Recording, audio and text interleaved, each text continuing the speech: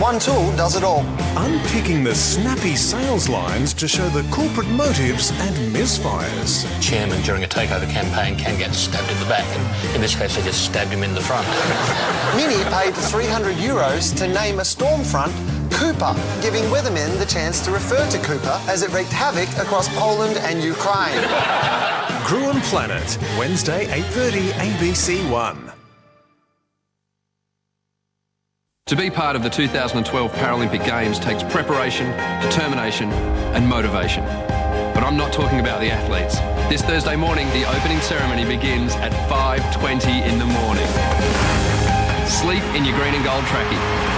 Cheer on the next wave of Aussie champions. Be part of a spectacular event that will light up London.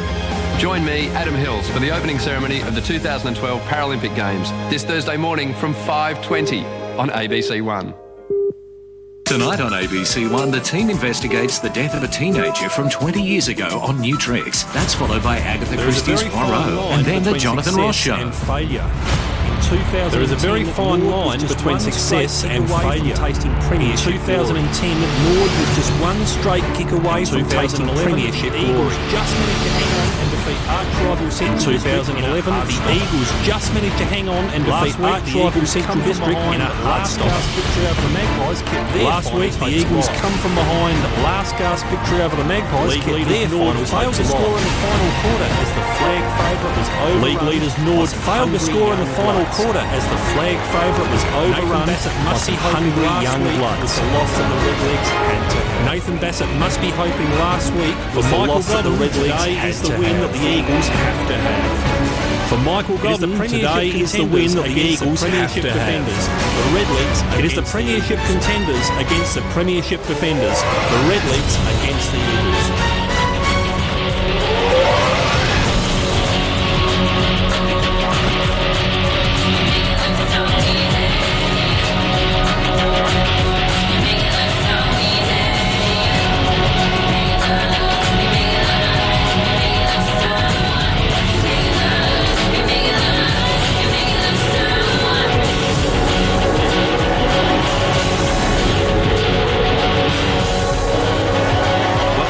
Windswept Norwood Oval for round 22, and the chance of windswept Norwood Oval rain around round 22, and the chance of us and it should be around the place. I think the Eagles says I welcome you, and it should be a cracker of a game. I think the Eagles they needed the rain goals. They certainly do need the rain goals. I'm really looking forward to this contest. It should be a rip snorter. The round got underway last night under lights at Richmond Oval, and round 22 needing to win just to keep full force, and it was a real thriller. South Adelaide needing to win just to keep a little bit of hope going for next year, but West Adelaide really finding it hard to get up after last week. They managed to find a way to win now at the moment. West Adelaide, that's what I quite like about it. They actually know where the line is and how to find it. The interesting stat for mine in this game was the amount of inside 50s to West Adelaide. See the scoreboard there, just the 1 point in it at the end. Fisher got 3 and Angel got 4 for South Adelaide. So last week West up against Norwood, and just a lot of people thought that Norwood were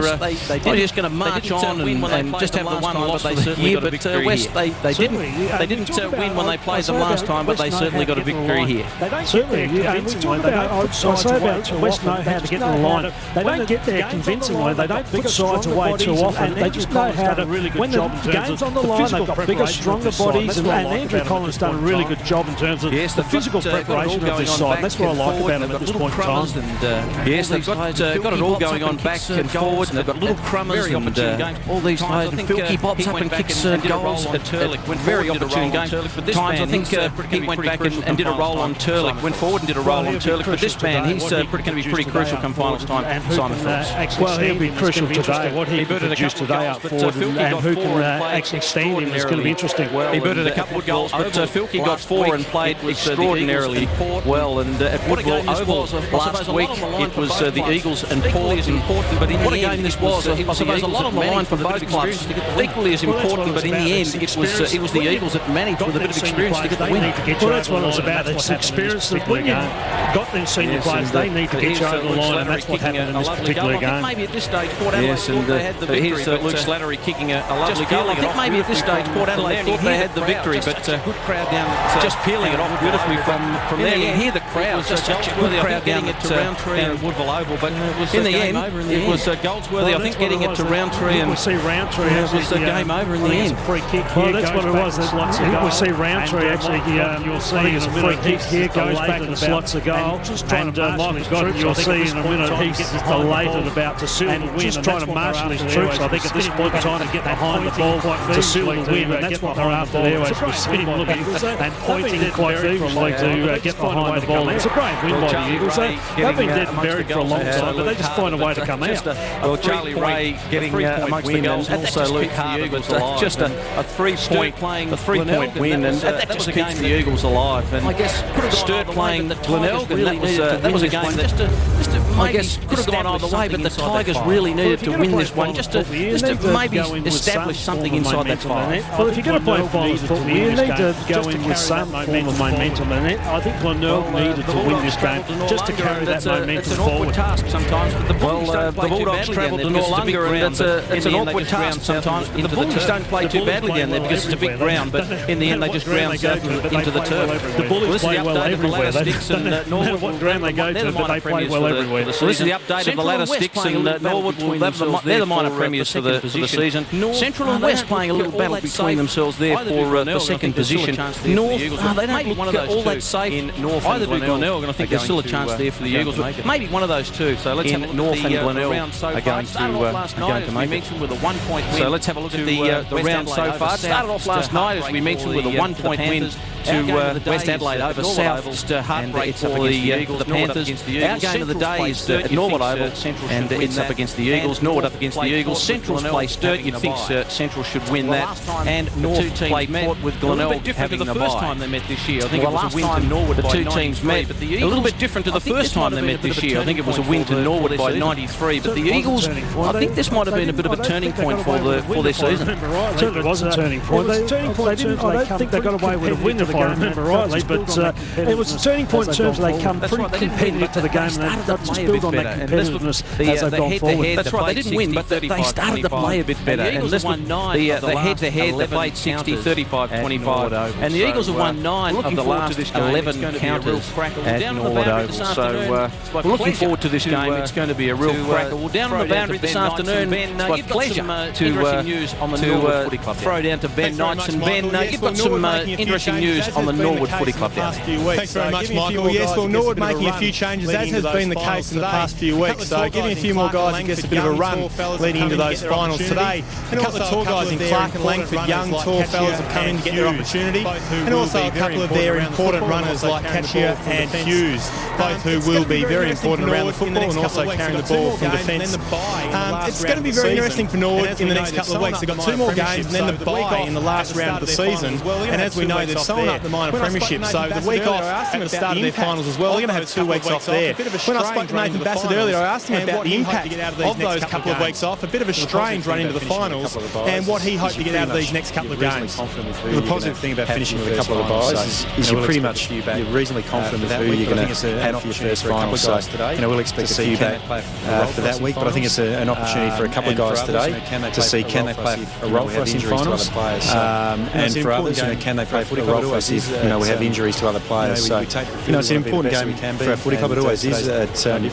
We take the field, we want to be the best that we can be, and today's no different. The ruck's going to be very important. He's with the Norwood line up there. Clark leading the ruck's going to be very important. He's coming up against a couple of very experienced ruckmen for the Eagles, so I'm really looking forward to that. It's going to be won and lost in through the midfield. Griggs, Cashier, Weber going through there. That's where I said there's a pretty good ruckman that they're going to encounter this afternoon. Sticks just mentioned Ben Knights news of what's happening to the Eagles. There's a pretty good ruckman that they're going to encounter this afternoon. Give us a little bit of news of what's happening to the Eagles line. lineup. Well, a couple of really important ins to go with that, and that's Jared Redden, the poor power ruckman coming back, so he'll be very important around the stoppages. And also coming back around the Adelaide Crows this week, Chris Knight. So two big ins be really important around the stoppages, as I said, and around the ground with their experience and their, I guess, bulk they bring to the team. So as we know, the Eagles finishing out the season in a flurry, they're a real chance to push into that top 5 this week. Glenelg's got the bye, they're sitting in 5th at the moment. So with the Eagles are sitting in 6th, just one game and better percentage than Glenelg. So with a win today for the Eagles, they'll push into that 5th spot, and maybe,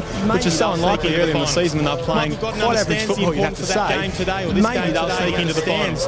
Michael Godden understands the importance of that game today, or this game today. He understands that there is an opportunity for 5th spot, and this is his thoughts on that opportunity today against Norwood. To have this opportunity, absolutely. I mean, it's been a really tough year so far. So to have this opportunity with one we probably didn't think we were going to have going back a couple of months ago. So if we can get through today, then we're sitting in there with a couple of games to go. In defence, and a couple of key things to stop in Norwood today. I'd expect probably they're pretty good in defence, and also they run the ball very well quickly forward. Yeah, look, they use the width and Norwood really well, so we're going to have to pick up really quickly on a turnover, but also just clearances and stoppages, I think, is a really key element on such a small oval. Redden will come in and start the ruck. I suspect Grieger won't start the ruck there. Jared Redden will come in and start the ruck. I suspect Grieger will go back and play on Ben Warren down back. So look at that matchup. The likes of Sikalella playing in his last season, I look forward to that. Powell's just a quality midfielder through there. And Lewis is the toss of the coin, Luke Powell. He's always plays pretty well. Scotty Lewis, here's the toss of the coin, Luke Powell. Brett Zorzy, toss this afternoon, but down it goes. I don't think it'll matter too much who wins the toss this afternoon, but down it goes. Screen for Norwood. And it looks like Brett Zorzy is going to kick the right of screen for Norwood. Then a little bit of rain was falling sticks earlier. Ben Knights, what's going to happen with the weather this afternoon? Well, Michael, as you said, there is a little bit of rain falling. It's been reasonably clear in the build-up to this game, but just as I speak, it's starting to come down. So a rather misty day down here. A few showers is the official forecast. We know the ground's quite wet underfoot from the rain of the past couple of days. A reasonably brisk day as well. That won't worry the players too much. 16 degrees the forecast. No wind to speak of. So as you said, Michael, so rightly, kicking to the right of screen, not a major advantage. Maybe Brett Zorzy just likes to kick towards the grandstand. That's where most of his supporters are. He might do that.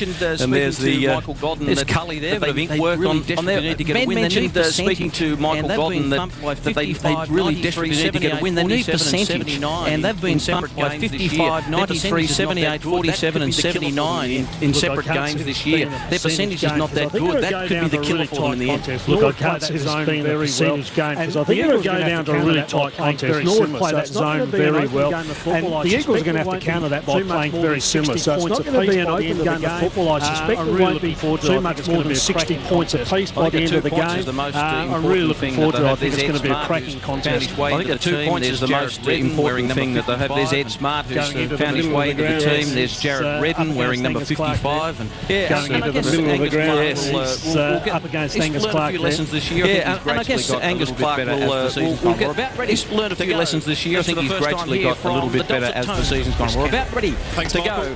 That's for the first time here from the Dulcet Tones every week for the Eagles. Thanks, Michael. Michael Avon, Toby Medlin and Michael Schramm every week for the Eagles. Umpires Michael Avon, Toby Medlin and Michael Schramm here at the Norwood Oval. Searching for Batsanis. Powell just sockers it off the ground. Redden into the direction there of Kerwin. He was searching for Batsanis. Powell just sockers it off the ground into the direction there of Kerwin. He gets a handball over to Grigg. He searches out Turlick, rebounding off half back. Brings in on the bounce. Looks to poke it further afield there. Brady Dorr just brings in on the bounce. Looking for Batsanis. Goes backwards. That's well cut off there by the Eagles. Lewis. Kerwin putting him under good pressure. Lewis looks to send it up in the direction of Staple. Kerwin putting him under good pressure and works it out well at the stoppage there. Back to Turlick. Bode looks to poke it out to the direction of Simon Phillips. Just tried to pick the pocket there of Thompson. Bode looks to poke it out to the direction of Simon Phillips. Just tried to pick the pocket there of Thompson. Couldn't quite keep it in. Very good in the first half last week. Really faded out when Aaron Filkey was shifted. Very good in the first half last week. Of course, kicked the 4 goals. Really faded out after that when Aaron Filkey was shifted onto him. Of course, kicked the 4 goals. The match-winning move there by Andrew Collins. Umpires let that one go. Gee, Redden was holding on to Dorr, but umpires let that one go. Comes out in the direction of Powell. No real clear possession there for either team. Playing a long way up there was comes out in the direction of Powell, who just hacks it away from the danger zone. Playing a long way up there was Kane. Turlick again, trying to farm his way through. Handballs it to himself. I'm not sure if that's 2 stats. We'll ask Corey Ogilvy that one in a minute. Just goes on the hands and now to the centre of the Norwood Oval. Clark just goes on the hands and knees under good pressure there from Sumner. Somebody going back in there again, just trying to burst his way through his Knights. Just hacks it away again from the danger zone. Scoops it back out. Gee, it's a real mishmash in here, isn't it? Knights just hacks it away again from the danger zone. Brokey playing along like the ground. There's an absolute nest of redlegs out here. Gets it from Giorgio. Keisha, here's the voice on the outside. That's a good tackle from Staple. Gets it from Aish off to Batsanis. Batsanis needs to get rid of it. He's gone. That's a good tackle from Staple. Sikalella plays it wheel onto that trusty left foot. Sets it up now for Jared. Young James Aish lending some pressure. Gary's going to look to wheel onto that trusty left foot. Jared just tries to keep it in play. Young James Aish lending some pressure. Clever work there from the youngster. Goes to ground. Jared just tries to keep it in play. Aish. We're going to have a clever work there from the youngster. Still no score here at the Norwood direction of Kerwin. No clear possession. We're going to have a throw-in. Still no score here at the Norwood Oval. What you find too is when you get a little bit of rain by both team sticks. Certainly is spirit start. What you find too is when you get a little bit of rain to start the game off with, it becomes real hard for ball handling at this point in time. So working his way when there was Raymond, but sitting under it there. Good mark in there for the Redlegs in the last line of defence. Good work in there from Giorgio. Further in the direction of Keisha. Good work in there from switch it across where he's got Giorgio. Keisha. The top there for Chippendale. Switch it across where he's got Turlick instead. Coming up for his fourth. Looking over the top there for Chippendale, but he changed his mind and went towards Turlick instead. Coming up for his fourth disposal, racks him up early. Turlick is looking for both. It's a little bit too hot for him. Warren playing a long way up the ground, as has been his want this season. Cully. Warren's sitting on it for a while. He's searching for Lewis. No clear disposal again. Warren's sitting on it for a while. We're going to have another ball up. So it's really hard to pick up on. The one I picked up was Cully's going to Warren by the looks of it. So it's really hard to pick up on matchups here, especially both sides are playing presses at the moment. It's really hard to find out who's playing on who at this point in time. Free kick in the ruck, holding free, went to the Eagles, Redden. Advantage was paid, but they didn't get too much advantage from it. Taken by Zorzi. Zorzi kicks it long. Thompson's going to thump away from Dorr. Dorr got a couple of goes on it. Shirley went to ground. Grigg can't get through. Slippery conditions there, tackled by Mackenzie, and another ball up. Slippery conditions, I suppose it'll take the players just a little while to adapt to that. One thing you don't want to do, Michael, is let the ball over the back, especially when you're playing presses. If you let the ball over the back, you get a free run at goals. You want to really make sure you bring ball forward. In dispute, Sumner got it on his boot. Turlick at the front.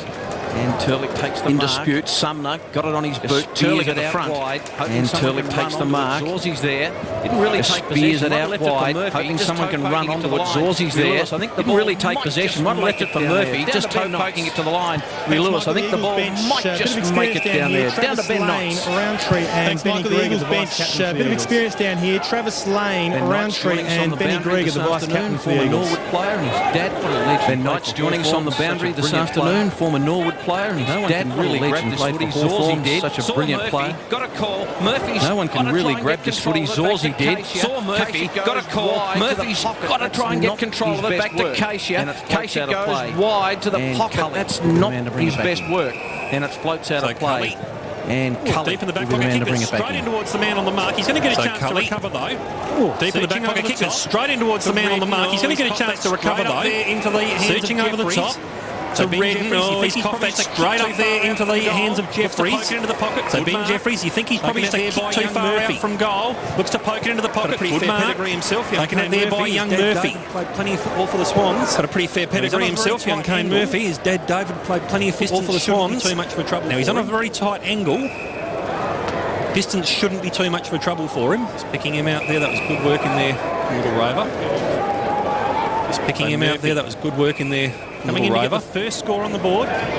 So Murphy coming in to get the first score on the board. A long way across. Kicks on its way. That's drifting across. That's drifting a long way across. Raymond gets the handball away. Comes back to Thompson, who just hacks it away from the danger zone. He's not for long. Straight into the hands of Dorr. He switches it back in board.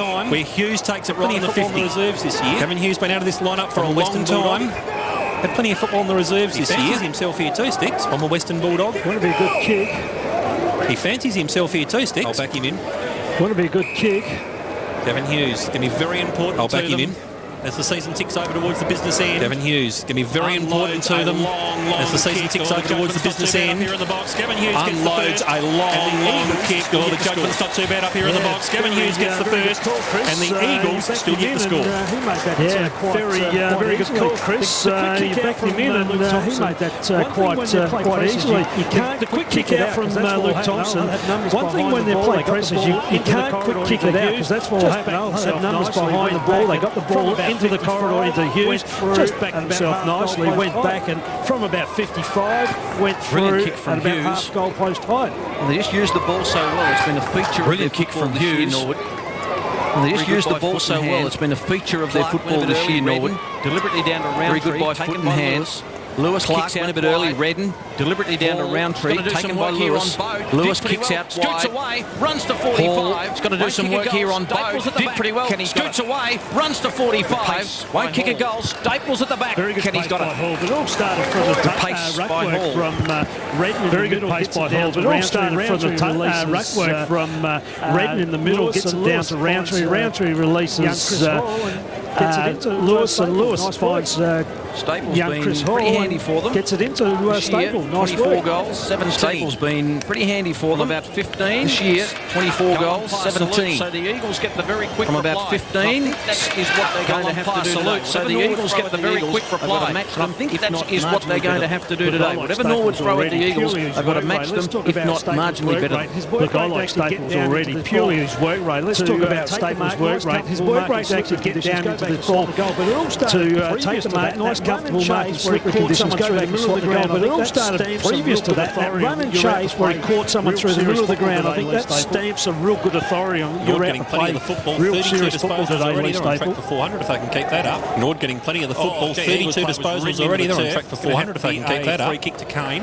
Oh, gee, Eagles player was ridden into the turf. It's going to have to be a free kick to Kane.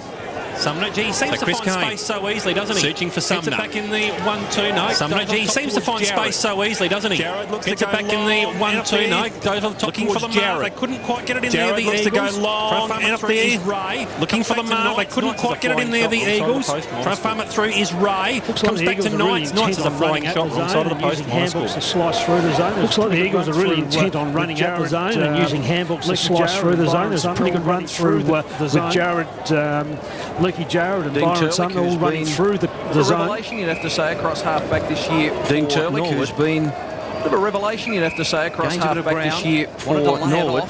Lane had him covered. Gains a bit of ground. Wanted to lay it off.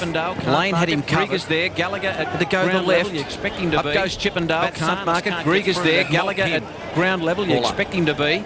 Batsanis can't get through. They've mocked him so far. Ball up. Bit of an edge about the Eagles today, you'd think. Pretty even contest so far. Just knocked out by Grieger. Bit of an edge about the Eagles today, you'd think. High kick. Just knocked out by Grieger. Powell got it to Jared. Lane's a goal kicker. High kick. Really hot spot. Who can take a mark? Thumped away by Giorgio. Lane's a goal kicker. And missed. Straight back into play. Brushed the post. Eagles by Lane to get underneath that contest. They brought it straight back into play, but there's great crumbing by Lane to get underneath that contest. 16 years of age. James Ace. Youngest player on the field, only 16 years of age. Out there for Langford, just slipped through his fingers and the ball goes out. Looking out there for Langford, just slipped through his fingers and the ball goes out. Andrew Jones. We talk about ace sticks. They say that Michael Ace was the better of the two. I saw plenty of Andrew Jones as that player. I reckon he was just about better. I chased a fair bit of Andrew's backside around. Only the 89 games, of course, he cut it short for work commitments. Who knows what could have been? Powell. Only the 89 games, of course, he cut it short for work commitments. Who knows what could have been? Powell. Comes back now towards Grieger. Space, tries to break the tackle into Powell. Comes back now towards Grieger. Just farms it back again to Powell. Hacking it away from the danger zone. Knights found a fair bit of space out there. Up towards the hotspot. Goldsworthy sitting underneath it. Looks to wheel around. Turlick in there towards the hotspot. Goldsworthy sitting underneath it. Good punch in there from the red legs. Turlick in there ridden into the turf. Jeffries, that's going to be afraid of the Eagles. Sloppy handball. Certainly hanging on there was Jeffries. That's going to be afraid of the Eagles. The Eagles look up every day of the week. That should come to Goldsworthy. The fact that their forwards are really Eagles look up and about at the moment. I say that purely because the fact that their forwards are really hunting the ball up. When it hits the ground, they want to hunt the ball up and really get after the contest. And it looks like the intent is we need the whole ball inside forward 50, and they're playing that really well at the moment. Right on one goal a game. Matty Goldsworthy averages stats are on his right on today. One goal a game. Just to get the margin out to 8 points. So let's see if mathematics and stats are on his side today. Just to get the margin out to 8 points. Eagles open out to the early lead. Through it and straight through the centre. Eagles open out to the early lead. At the contest. Great effort by young Goldsworthy there. He was at the contest here. If we get a chance to look at his kicking actions, after the disposal, it's a really good kicking action. If we get a chance to look at his kicking actions, a nice fluent left-footed kicking action. Really follows through nicely on the kick. A bit of a spread this year, the Eagles. Good young player. Been a goal kicker also for them. Had a bit of a spread this year, the Eagles. Goldsworthy with his 13th goal of the season. He's just a real smart player, Michael. Dorr tried to snatch it out of there. Lewis missed it. With that left boot last year. Roundtree. Dorr tried to snatch it out of there. Lewis missed it. Sikalella in his last year. Roundtree. Caught one high. Ducked the head though, I would have thought. He's going to have a headache tonight. That's about the second one he's got so far. He's copped a few on the way through. Just couldn't get back. He tragically missed last year's premiership. Roundtree. I think he had appendicitis. Just couldn't get back. Memory. Flicks over the back. Roundtree. I think he had appendicitis from memory. Makes flicks over the back. And this one's a pretty good one to Keisha. So poised. Makes good decisions. So the Eagles with a couple. And this one's a pretty good one to Keisha. All right so far. Working at half-back. So the Eagles with a couple of goals have looked all right on that so far. Giorgio got it to Kerwin. Kerwin, that long left boot's just fading away. The boundary umpire's about 90 metres from it. Did it go out of bounds on the foot? The boundary umpire's about 90 metres from it, and the Eagles thought it was out of the foot. Grieger thought it was out of bounds on the foot. Grieger knocking it down to the path of the ball. It just missed it. Went back. The umpire's the last say. Grieger knocking it down to the path of the ball. Just missed it. Went back after it by Lewis, who tries to barrel his way. No one's going to get it out of there. Although stolen by Lewis, who tries to barrel his way out of the congestion, but he can't do it. The ball will be on the ground a lot, so the smaller players have got to come into their own today. You won't pick it up on the screen, but there's really light rain falling here at Norwood and it makes it very slippery to control the footy. Redden got it to Hall. And there's surely a free kick. Hitting his head over it is Keisha. Just looking at Jared Redden, looks like he's flying down a little bit. He gave a bit of ground there, about 20 metres. Batsanis goes out wide, targets Warren. He gave a bit of ground there, about 20 metres. Batsanis goes out wide, targets Warren. Cully did pretty well to knock it away from him. In they go, just barging through. And the Eagles player just absolutely copped it there. Who is it? Phil Raymond, I think. Phil Raymond. Well, he had eyes on the Redden. Contest, another tap for him. He was. Sikalella. Lewis. Redden. Another tap for him. In the confines of a phone box there. Sikalella. Swung on the merry-go-round. Lewis. Was Mackenzie. Working in the confines of a phone box there. Swung on the merry-go-round was Mackenzie. He bounced off one. Knight's got it onto his boot. Norwood Sumner. Ball. Well, he bounced off one and couldn't get through. Norwood crowd want ball. Keisha feeds it back. Ball got a fingernail on it. Leading in the race to the ball there here for the Eagles. Batsanis quite get it. Leading in the race to the ball there here for the Eagles. Raymond couldn't quite get it. Going to have a throw-in. Certainly up and about early, the Eagles, no doubt about that. And they need to be. If they are to keep their season alive, they've got to start pinching games like this. 3 points. Time's running out for them. Sturt leading Central District over Elizabeth Oval by 3 points. Football to go there, of course. Good start there for the Double Blues. They get a ball up. Plenty of football to go there, of course. Just at the top of the Norwood attacking zone. Get a ball up as opposed to Warren. You'd expect Redden to win that every time. Just at the top of the Norwood attacking zone. Redden bumps it as opposed to Warren. You'd expect Redden to win that every time. Just Sikalella. Hack it away. OEG centre the ball. Bumps it out by hand. On the wing and sitting under it was Ace. Just tries to hack it away. OEG centre the ball when he really needs to keep it out on the wing and sitting under it was Ace. Still got the opportunity there. But he brings it in even shorter. Thought about going to Boat on the side. He's still got the opportunity there. But he brings it in even shorter. All sorts of space. When he picks out Kerwin.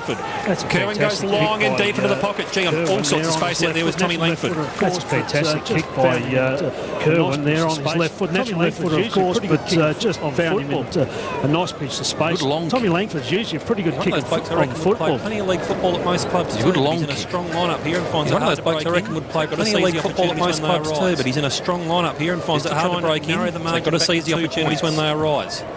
Played fantastic. Just to try and narrow the margin back to 2 points. Pinched it by the point. Played a fantastic second half against West in the game where they pinched it by the point. Kicks on its way. Plenty of distance, plenty of accuracy too. First goal for Langford for the day. Margin back to 2. Held it up. We thought he was going to go. Started back with the ball back through the middle. Ace held it up. We thought he was going to go to Boat. Made a pretty good decision here in terms of getting it across to Kerwin. Kerwin's just able to wheel onto his left foot and find Langford. A little bit of trust there. Found him nicely. Goes back. It's got a high ball drop and just follows through nicely and gets a lot of elevation on the football.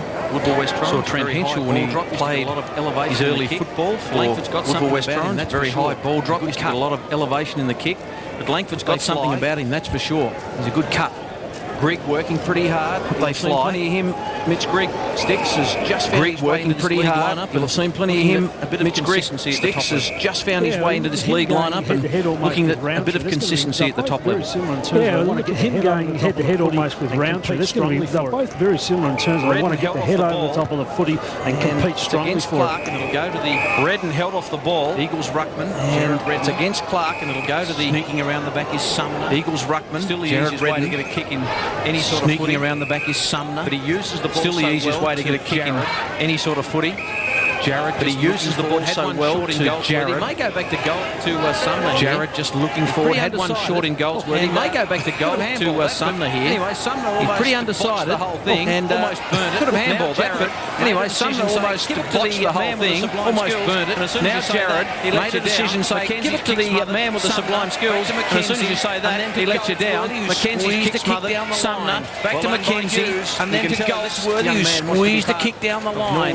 Well done by Hughes. You can tell this young man wants to be part of Norwood's thrust for a premiership, knocks it out of play boundary front. The one thing you probably pick up in all that is the intent is actually to go short, to go quite quickly, and I think that's what the Eagles are trying to do, which forces zones to move and shift quite quickly, and I think that's what the Eagles are trying to do at this point in time. A moment ago, Clark wins the free kick, and then against Grokey. From halfback. Gave one away a moment ago. Look at the stats from Corey in a minute. He's up to about 8 disposals so far. Looks to look at the stats from Corey in a minute. He's up to about 8 disposals so far. And Hughes spots up. Looks to centre the ball. Back to Hughes. And Hughes spots up Keisha on the outer side. Chippendale. Looks to bring that patient football again. Chippendale. Batsanis again on the outer side. Bring it back inboard to Kerwin. Batsanis again on the outer side. Corey. Must have missed one in there somewhere, but he racks them up so quickly nowadays. He's up to 9. Must have missed one in there somewhere, but he racks them up so quickly nowadays. Keeping it in now is Raymond. Just tried to look for the safety of the boundary line. Keeping it in now is Raymond.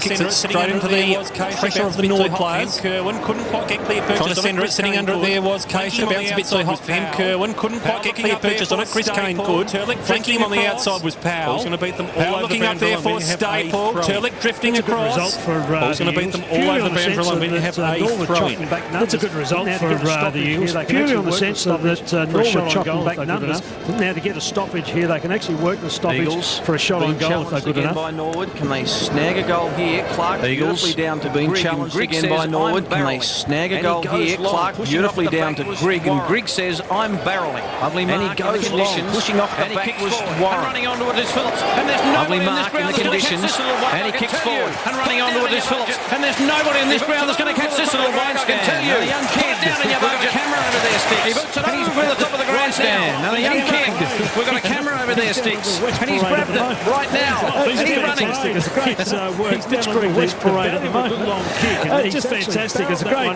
work. Mitch Grigg, the valuable good long kick, and he's actually barreled that one out of the middle of the ruck contest.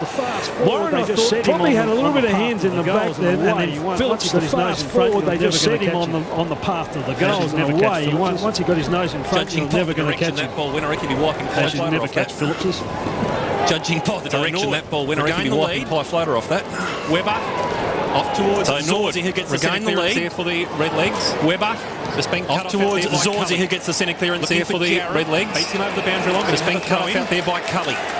Looking for Jared. Beats him over the boundary line. We can have a throw in. 63 disposals. Certainly a very spirited contest early. Both teams getting plenty of the football. 63 disposals apiece. 20 That's very high handling in these conditions. The Eagles though, but the Eagles have had a lot of handball. Lewis, third 20 marks to Norwood, only 4 to the Eagles though. But the Eagles have had a lot of handball. Lewis, third man up.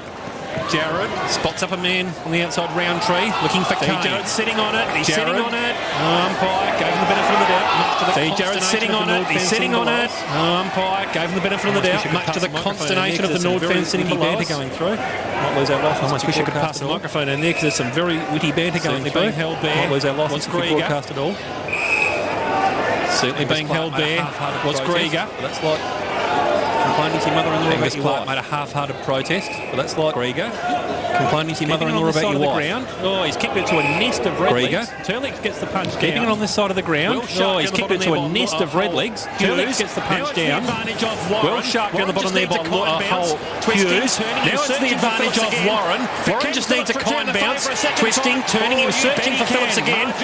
Can Phillips return the favour a second time? Oh, you bet he can. Margin out to 8 points. Great work in there again, combining Warren and Phillips. Once they get goal side, you're really hard to stop. Yeah, Phillips off again. Once they get goal side, you're really hard to stop. What they're doing too is Norwood's actually bringing all their forwards up the ground, and that's forcing the Eagles defenders to create it. And what they're doing is they're creating that paddock behind them. And once that paddock's created, and they get that quick kick out of the stoppage, he's going to run straight at goals. And when you've got someone a speedster like Phillips in your group, and he's just going to run straight at goals, and he's going to be hard to stop. Just lost a bit of touch. Pretty tough to believe that bloke played in the seconds a couple of weeks ago for Norwood. Just lost a bit of touch. He got it back. He got it back very quickly.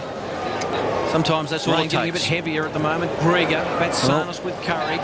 Bode caught one. Rain getting a bit heavier at the moment. Grieger, Batsanis with courage. Bode caught one. No free kick. Sumner in traffic. Hughes. How did he get rid of that? Go in pretty hard. Below the knees was nice. Missed the handball to Hughes. To get the next one. They don't go in pretty hard and tough. You can just see that the Eagles desperate to get the next one. They don't want this to get away from them. They try by 10. Roundtree's been very busy and aggressive at the contest every time he's gone near it. Lee Staple taking a breather for the Eagles.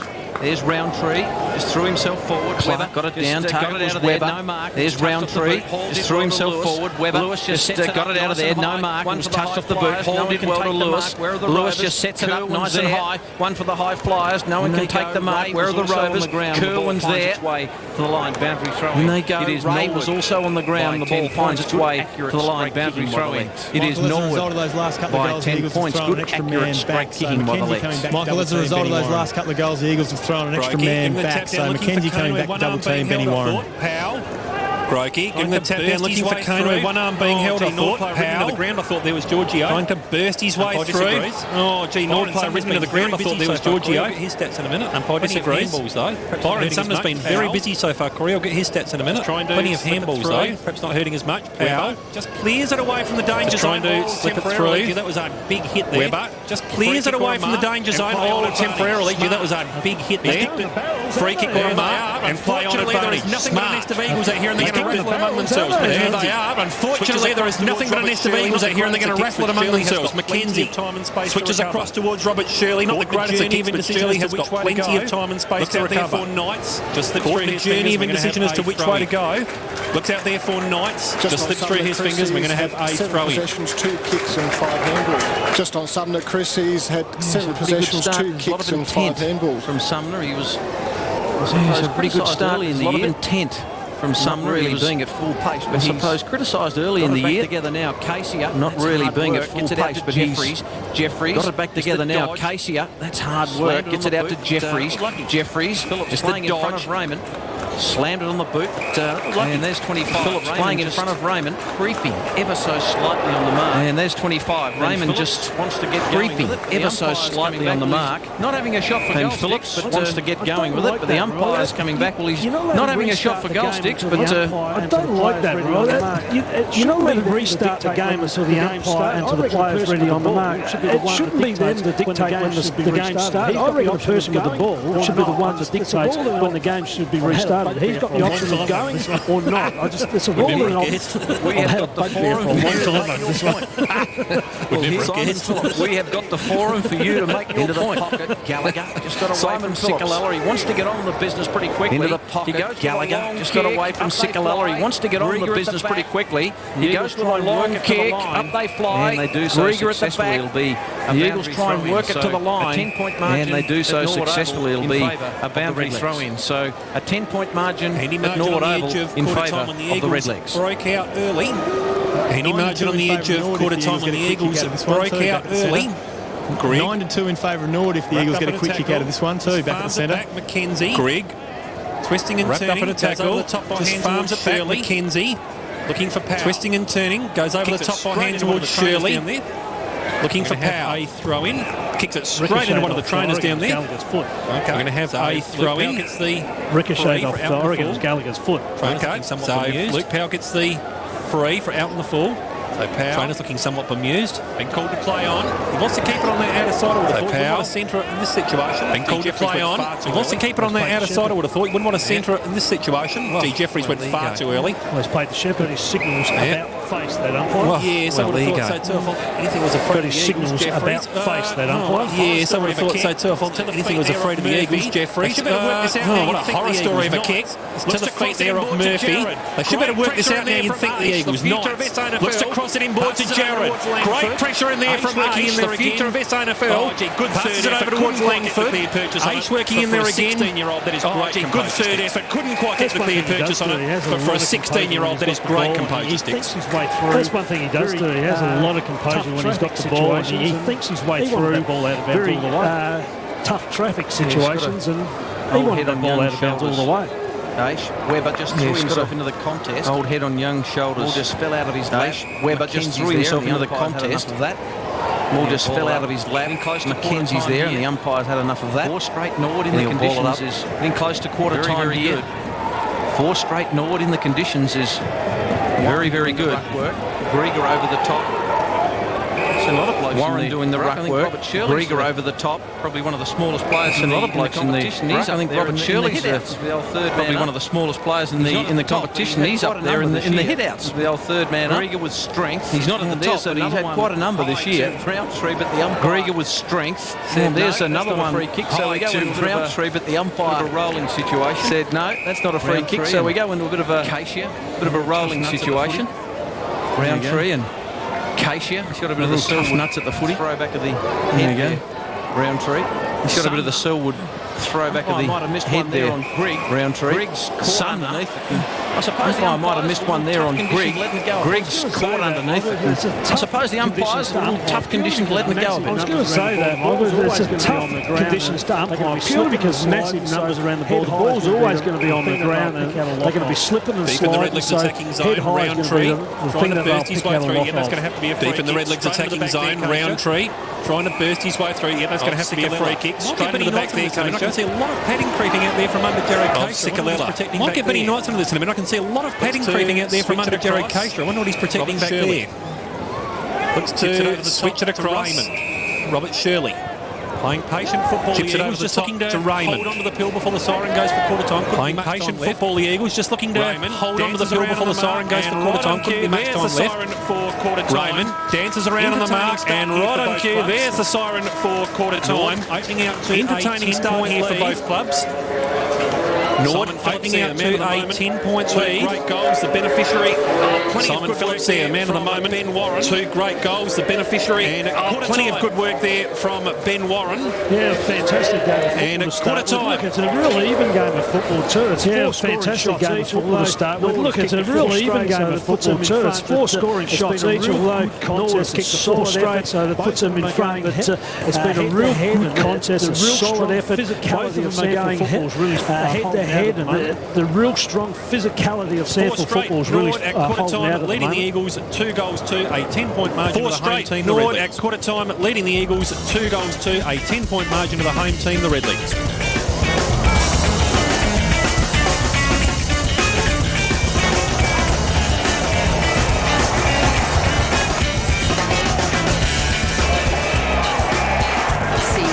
From the London 2012 Paralympic Games every morning live. See all the action from the London 2012 Paralympic Games every morning live on ABC One. Stephanie Brands will bring you all of the day's highlights every evening from 6, and ABC 2's Elite Team will be live from the games every night from 7. Well, there you go. Adam Hill. Sticks, and just magnificent to see that there is Paralympics around. Sticks, and fantastic. Just magnificent to see that there is Paralympics around. Just fantastic. Look, it's very good to watch them. Athletes, they're athletes as well, and they are fantastic at their trade. West up against South last night, round 22, and what a thriller it was. West up against South. I suppose the teams we mentioned earlier, it was probably tough for West Adelaide. They've taken the top 2 teams that have taken both scalps in the last couple of weeks. Then they had to get up for a south side top pretty three, desperate. you get a double chance. They're on track to make the top three. When you get the top three, you get a double chance. I think that's a real big thing for West Adelaide going into the final series. They'll get 2 cracks at a chance to go through to a preliminary or a second semi-final. So they were up and about at the moment really badly. I said before that they don't actually put sides. They don't tend to put sides away really badly. They do enough to win games of football, and they've got some real physicality about their midfield ability to go through there. Willits is really strong through the ruck and gives some real good services through there. They've got a number of people that can go through the midfield. Chris Kendall's were there at the game last night. It was a pretty exciting affair as Angel booting one of his 4 goals there. He certainly was, and that was as a result of some real undiscipline there from Adam Hartland. He claimed that he touched that ball into the back of the umpire for the goal previously from Lockie Carey, and I agreed. I was watching that carefully, and then he kicked the ball into the back of the umpire and conceded a double goal there. And that last decision there, Nick Little couldn't believe it, but there was hands in the back all night there. And I think we probably saw South Adelaide season summed up there, Michael, in one night. They had their opportunities. They had every opportunity to pinch that game.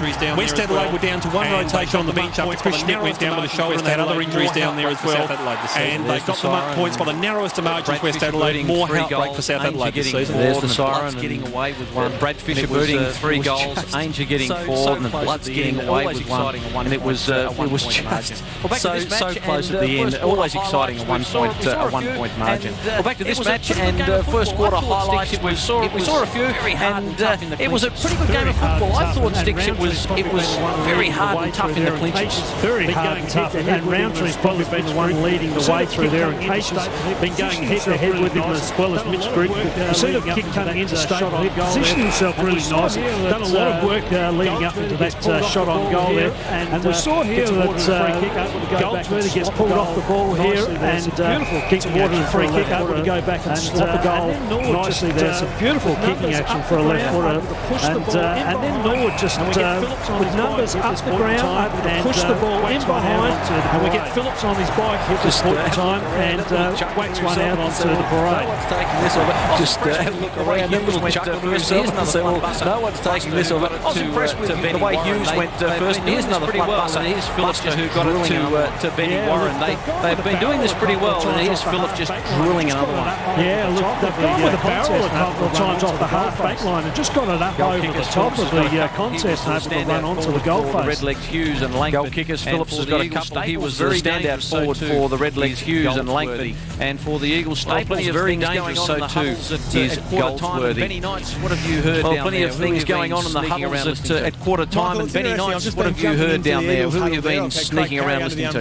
Michael, it's interesting. I've just been jumping into the Eagles huddle there. I've had Craig Parry under the umbrella, obviously having a couple of weeks off and trying to stay dry. Interesting to see Jared, in the case of Jared Casey being mentioned, and also Dean Turlick being mentioned for their in and under. In the case of Casey and also Turlick down back. The Eagles really wanted to use the football better going in forward, but they're happy with the way they're contesting the ball. They're happy around the stoppages, and they think they're actually on top, and they think they're up today. They're also looking at just controlling the footy a bit better, not allowing those fast breaks and making sure their defenders push back and double team Benny Warren. So Michael Godden running a few changes, Justin Cicolella taking control as well in what could be his last 2 or 3 games for the Eagles. So great to see the experience heads taking charge down here amongst the huddle. Fairly even there. Probably Eagles got some looking at the stats that appear. It's still fairly even there. Probably Eagles got some centre breaks on them that you'd think that they want to tidy up. Just as in terms of that, possession as Norwood's had a lot more possession, probably 10% more possession than them. It's interesting to see what we go into this quarter. A pretty even start across the ground. I think you look fantastic when the a pretty even start across the ground, and I think you look fantastic when the quick break happens. Obviously, a bit of a tactic today to get the ball over the top into space. Yeah, we look better when we went fast. Certainly probably try to overuse footy a bit in the middle part of that quarter, but I thought the back part of the quarter we simplified a bit as we need to in these conditions. And our ball use looked better. I think we need to improve our work at stoppages at the moment. We're getting beat a fair bit. So midfield got to be a bit stronger than they have been. You got some hard nuts in there though. Turlich doing well down back, but then Cashier and Zorzi need a lift from those guys. Getting under in and under quite nicely. Yeah, well, probably not as nice as we'd like at the moment. So we need a lift from those guys from Batsana. Good luck. from Webber so that we can win more footy. Okay, thanks, Nate. Good luck. Yeah, look, he talked about Ben Knights there. That's one of the things they do. Uncompromising. He talked about going fast. That's one of the things they do. When they get to that half-back line, they pull the trigger and go fast, allows that ball over the top. on hands and knees. About to go to the second quarter. Just been bustled out of the way there was Lewis. On hands and knees. He's go back here. He's just been bustled out of the way there was Lewis. On the wrong side there, so we'll let that one go. He's go back here and he's laid a high tackle Grigg in there with the umpire on the wrong side there, so we'll let that one go. Bench Grigg in there with those. Dances his way through again is Grigg.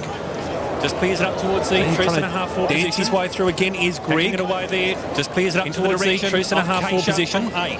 Backing it away there into the direction of Keisha from H. He's looking out for Warren. He sits back there and he just nudges opponent out of the way with the slightest of bumps. Gets the mark and this to get his first major of the day, Benny Warren.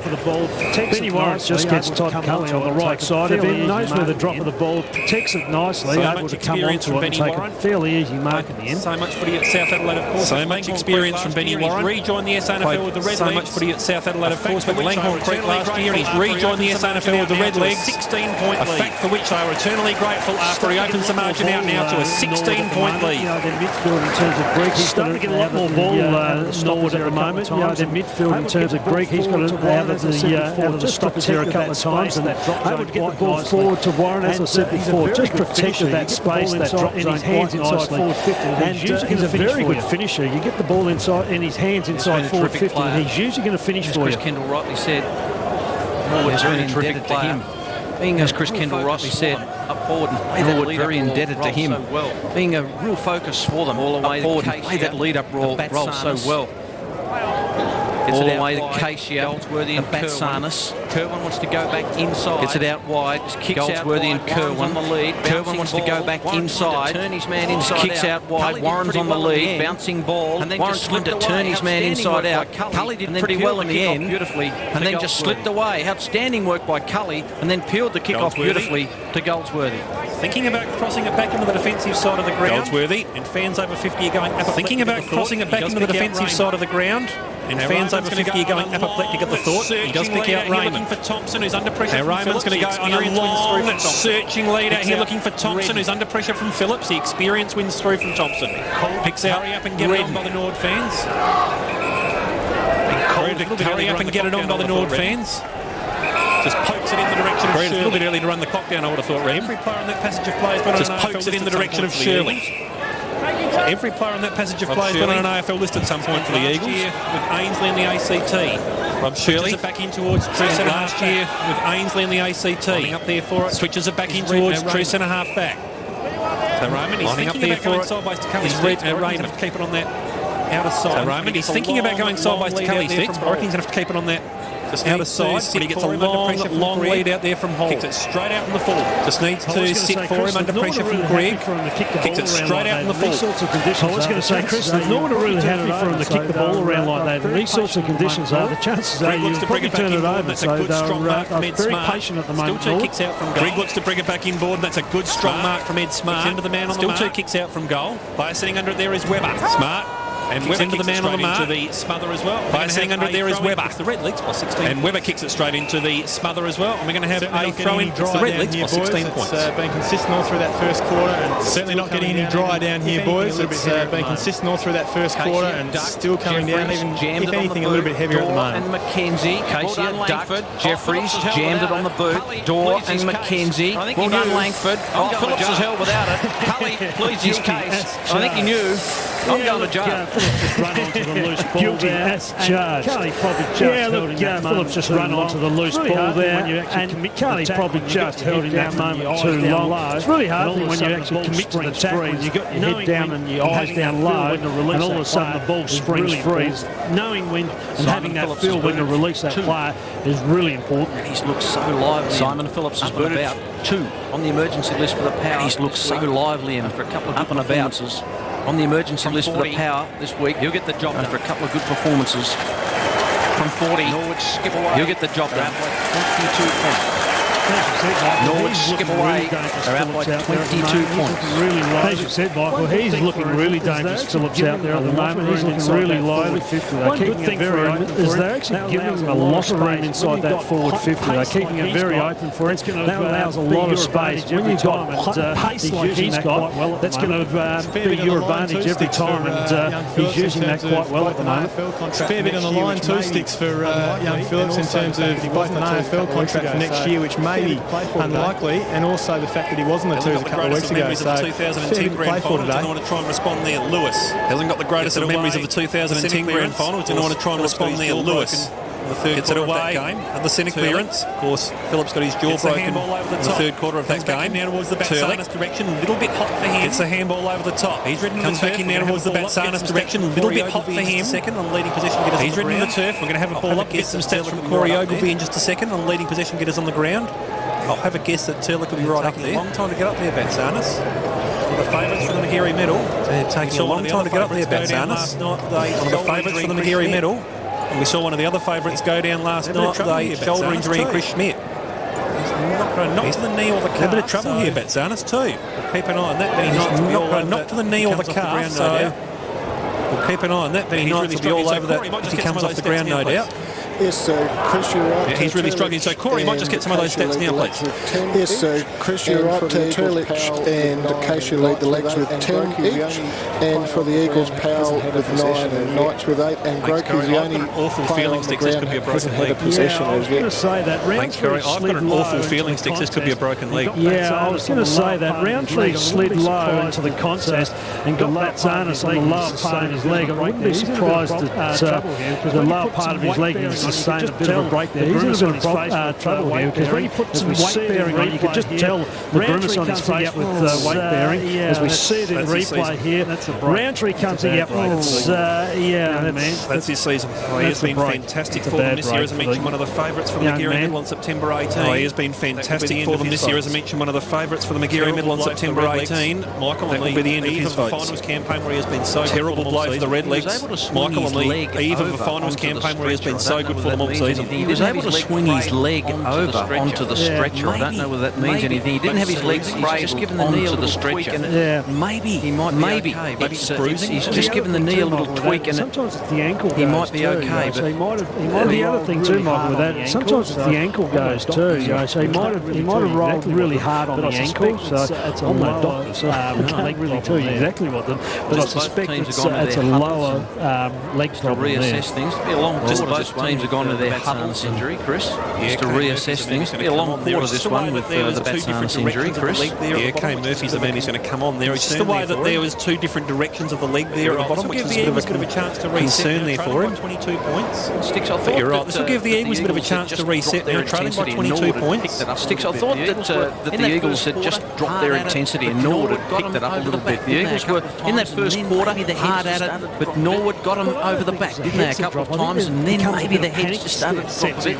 Well, we need to be doing some drop. I think it becomes a bit of panic sets in. We need to be doing something here. So the panic comes in. So you go away from your instructions a little bit, and you feel as though you're second to the ball. What you've got to get back in Roundtree's mentality is you've got to be first to the contest and get that ball again. And Roundtree's led the way for him. He just needs to get a couple on board with him. He's in a lot of pain, Nathan Batsanis. Here's another look at it. That leg swinging around. They just rolling in, and that leg swinging around. If you had 3D TVs that it Sticks, you'd be able to really hone in on that. Very serious. I think the upshot of the whole thing is that it is a very, very serious injury to Nathan Batsanis. Let's hope he's okay.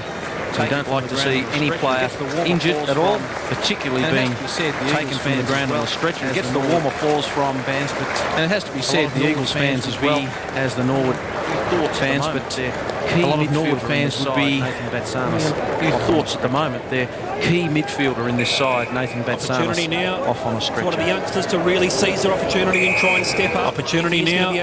One of the youngsters to really seize their opportunity and try and step up. If he is going to be absent for some time. Got to push in the back two. Roundtree. Leading in the race for the ball under heavy pressure there from Zorzi. Got to push in the back two. Roundtree. Looks to wheel around onto the right foot. Sitting under it there is Turlick, who's delivered beautifully to him, as a matter of fact. From Errant West Adelaide forwards. He benefited from that last week too, Sticks, just getting good delivery from Errant West Adelaide forwards. Some really good defensive spots. He sets himself up in a really good spot. Some really good defensive spots. The actual receiver's also, and he's very good at picking the ball up off the boot. As soon as it's kicked, he reacts the first one to it. Going up to the hot spot. So Zorzy gets the free kick, handballs off to Hughes. Hughes is going up to the hot spot. Good punch in there from Shirley. It was a disadvantage of Robert over James Gallagher. So the former skipper gets a push in the back, and this to open the margin out to 28 points. But I reckon this might be just beyond gags. Push was there, Mike. I'm thinking that's probably more on the side. You're saying the push was there, Mike. I'm thinking that's probably more on the side for me. Gallagher agreed that it was beyond him. Get one of those against me. He picked out a man who should be able to finish this one off. Gallagher agreed that it was beyond him. Clark in theory. He picked out a man who should be able to finish this one off. You would think Angus Clark in theory, but he is yet to trouble the goal scorers in SANFL. And if he sprays it, the statisticians won't be too thrilled because that'll be the end of the straight goal kicking. And if he sprays it, the statisticians won't be too thrilled because that'll be the end of the straight goal from Angus Clark on so many levels. So statisticians are scrambling for their books on this kick from Angus Clark on so many levels. Well, there's no need to scramble any further, folks, because he is in. Very deliberate run up. Well, there's no need to scramble any further, folks, because he has proven while he hasn't kicked a goal at SANFL level. Out in the full, bringing it back in. Will be Raymond. The Gus Bus set up blowout. A bit of work to do, big Gus. He's a ruckman. Definitely. Yeah, he is. The Gus Bus set up blowout. Long kick. There's the Gus Bus. Definitely. Over the back, Turlick. Blown out. He'll take it to the long kick. So over the back, it's 22 points the margin at the moment. 6 straight Norwood. So it's 22 points the margin at the moment. 6 straight Norwood. Clark kick and haven't looked like missing apart from the Angus Clark kick. It's going to be hard and tough. Missed everything. Repeating the news that Nathan Batsanis taken off on a stretcher. It's going to be hard and tough from here. Very serious. Repeating the news that Nathan Batsanis taken off on a stretcher with a very serious leg injury. He's in everything like salt and pepper. He wants to scramble after it. Gus Roundtree. He's in everything like salt and pepper. He wants to play in the finals. Gus Roundtree. One thing he is he's very competitive young man. He is. And no one got a touch on it. And that's Clark knocks it down, but knocks it straight out of play. And no one got a touch on it. And that's on the floor. I thought he was the one who knocked it out. No, Clark thinks it's his. Well, it is his. Kick inside 50. I thought he was the one who knocked it out. Over the back. It'll work for Thompson. We'll run with it. Here. A kick inside 50. Langford over the back. It'll work for Thompson here. And the ball just trickles out of play. Elizabeth Oval, centrals up against What happens to it? The Bulldogs there's Elizabeth Oval, centrals up against Sturt. And the Bulldogs by the 10 points. The Double Blues hanging in there. Yeah, they certainly are. Good effort so far by the Double Blues. It's been a long season for them. Of course, they just have to draw up the siren last week. And Greg. He just coughed it up now to Jared. That was a really good tackle to Powell. The old firm working well. Oh, they've got the free kick too. That was a really good tackle on there. Right on the plane of young Jeffries. Another one is not really noted as a goal kicker. Right on the plane of 50 in his 19 games so far. Another one is not really noted as a goal kicker. He's only kicked the 3 in his 19 games so far. Tell you what, Brady Dawes just snuck onto his left and he's all by himself in the 50 if Jeffries can see him. Tell you what, Brady Dawes just snuck onto his left and he's all by himself in the 50 if Jeffries can see him. But now he's going to have to go himself, Jeffries. Mark McKenzie's going to wake up with that one. He was thinking of handing off to Hughes, but now he's going to have to go himself, Jeffries. Far more air than accuracy to that one. Nest of Eagles around him, kicks on its way. Far more air than accuracy to that one. Drifts off for a minus score. So the statisticians hoping for a pointless effort from the Redlegs, so to speak, have been stymied. Mainly down back. It's drifted up forward. Jeffrey's been handy. Mainly down back in the back pocket. Drifted up forward this year and kicked a couple of goals. That rain still persisting in the back pocket. Misty rain at the moment. Long kick by Thompson. Rain still persisting. It's misty rain at the moment. Long kick by Thompson. Just kicks to a big pack situation. Powell decides I'm going to jam this one on the boot. I'm not going to dodge. Chippendale did pretty well. That's excellent play by young Chippendale, who kicked it pretty high. A lot of Eagles here. Brilliant run down by Webber. Fed it out nicely to Hall. Oh, brilliant run down by Webber. The smother. It's the little things. It is the little things. The little things are the most important things. Get them right and everything else takes care of itself. Eagles are really having trouble going inside their forward 50 in this quarter. Straight out of the air. Yeah, they're certainly manning up well across half back the Redlegs. Keisha just took it straight out of the air. Looking to hack it away from the danger zone. Bottom of the pack again. We're going to have Smart. Another ball up situation. Couldn't quite get it. Phillips is in there at the bottom of the pack again. We're going to have another ball up situation. 23 points the Red Legs way, Corey. Yeah, Sticks, the inside 50s 6-0 in this quarter in favour of Norwood. South last night. Sumner. Yeah. Similar to how it started out for Western South last night. Sumner leading in the race for the ball. Hands off to Shirley. Onto the left foot. Goes back behind. Leading in the race for the ball out there is Aish if it can sit for him, and it does. Goes back behind, slips through the fingers of Turlick. Going to have a throw in. Struggling to penetrate. Centre wing out of side. Would have put back there. So the Eagles just struggling to penetrate this wall. Still yet to touch the pill back there. It's worth bringing him right up the ground. Adam Grokey. He's still yet to touch the pill too. I wonder if it's worth bringing him right up the ground more towards the centre. There from Redden. Door. The advantage of Jeffries, if anything. He just tunnels it there from Redden. Eagles just suckered off the turf. The advantage of Jeffries, if anything. He just tunnels it backwards. Just working around there with Eagles just suckered off the turf. Bode. Straight into the hands of working around there with Smart. Back to Bode. Now they've got an inside 50 entry. Straight into the hands of Byron and Sumner picking it off at the stoppage. Now they've got an inside 50 entry. The Eagles, but to no avail. Good disciplined defence again there from Giorgio and Grokey. We're going to have a throw in. It's the Red Legs by 23. He's a good defender, Giorgio, isn't he? Just stays at the contest all the time. Doesn't give his forward a millimetre of room to work in. Watching on. A couple of Bassetts there. Ball just flicks away. The boundary throwing. Watching on. Powers speaking to the umpire about. Ball just flicks away. The boundary throwing. What's Luke Powers speaking to the umpire about? He's still dirty about that one. Angus Clark stopping on the other side, I reckon. Yes, I'd say. Yes, I don't want to do that again. Michael, would it be a kennel of Bassetts? Yes, I'd say it would be. Kane. That's not a flock, a frisbee flock, really. No one can. Gain clean possession, they just fight for it on the ground. A bit of a frisbee flock, really. No one can gain clean possession, they just fight for it on the ground, and that's what's going to be so important. Well, the Eagles are just outside the periphery of their 50. They haven't been in once at all. Just a moment ago, Dort knocks it down. It's been pretty tough. We've been in once. Just a moment ago, Dort knocks it down. Interesting handball emerges. Just Sumner and then dodged a couple. Interesting handball to Lewis. He just bounced off Aish and then dodged a couple. Got it on the boot. In goes Giorgio. Almost a mark. A bit messy out there at the moment. In goes Giorgio. Continues to come down. A bit messy out there at the moment. Thinking back to a flock that rain just continues to come down. Doesn't it? Thinking back to a flock of Bassetts. Sounds like a really strange Acres tribute band, doesn't it? Grokey. No real clear disposal. The tap down. He was searching for Powell. Burst through his Turlick. So no real clear disposal again. Working in. Burst through his Turlick. Chris Hall, also in there. Chris Hands and knees working in. Had enough of that. Close confines is Chris Hall, also in there. Chris Kane. Zorzi's had enough of that. He just hats it away. Simon Phillips, the fortuitous recipient at half-back. So Phillips has absolutely nobody to kick to at all. The only man out there is McKenzie. Now, I'll tell you what, if this was West Coast and St Kilda 2 weeks back, it would have been deliberate. It was deliberate. There was no question whatsoever. Phillips knew that there was no one back there. He wanted the boundary line. There was no question whatsoever that was a deliberate go for the boundary line. We wouldn't want McKenzie just to grab it and then start running it back through, so it was definitely a kick for touch. The Eagles fan in front of us was calling deliberate, and he got drowned out by a collective group of Red Legs, whatever that may be. Zorzi just hacks it away up into the direction of Langford. Goes back in there again, the 1-2 loves these conditions. And have Smart just hacks it away up into the direction of Langford. Chris is down here on the boundary of the official news, or maybe unofficial at the moment, coming from the Norwood bench. Chris is down here on the boundary of the official news, or maybe unofficial at the moment, coming from the Norwood bench, is Nathan Batsanis has got an ankle-related injury, and he's off for the day, done for the day, and he's off to get scans on that at the moment. Dr. Phillips, well done. Stymied in there. I was all over that one. Zorzi just being stymied in there, trying to burst through Zorzi, and doing so will now relieve off half-back. They've taken the Eagles player too high, and Sikalella will now relieve off half-back. Man running for him on Wood Street side is Thompson.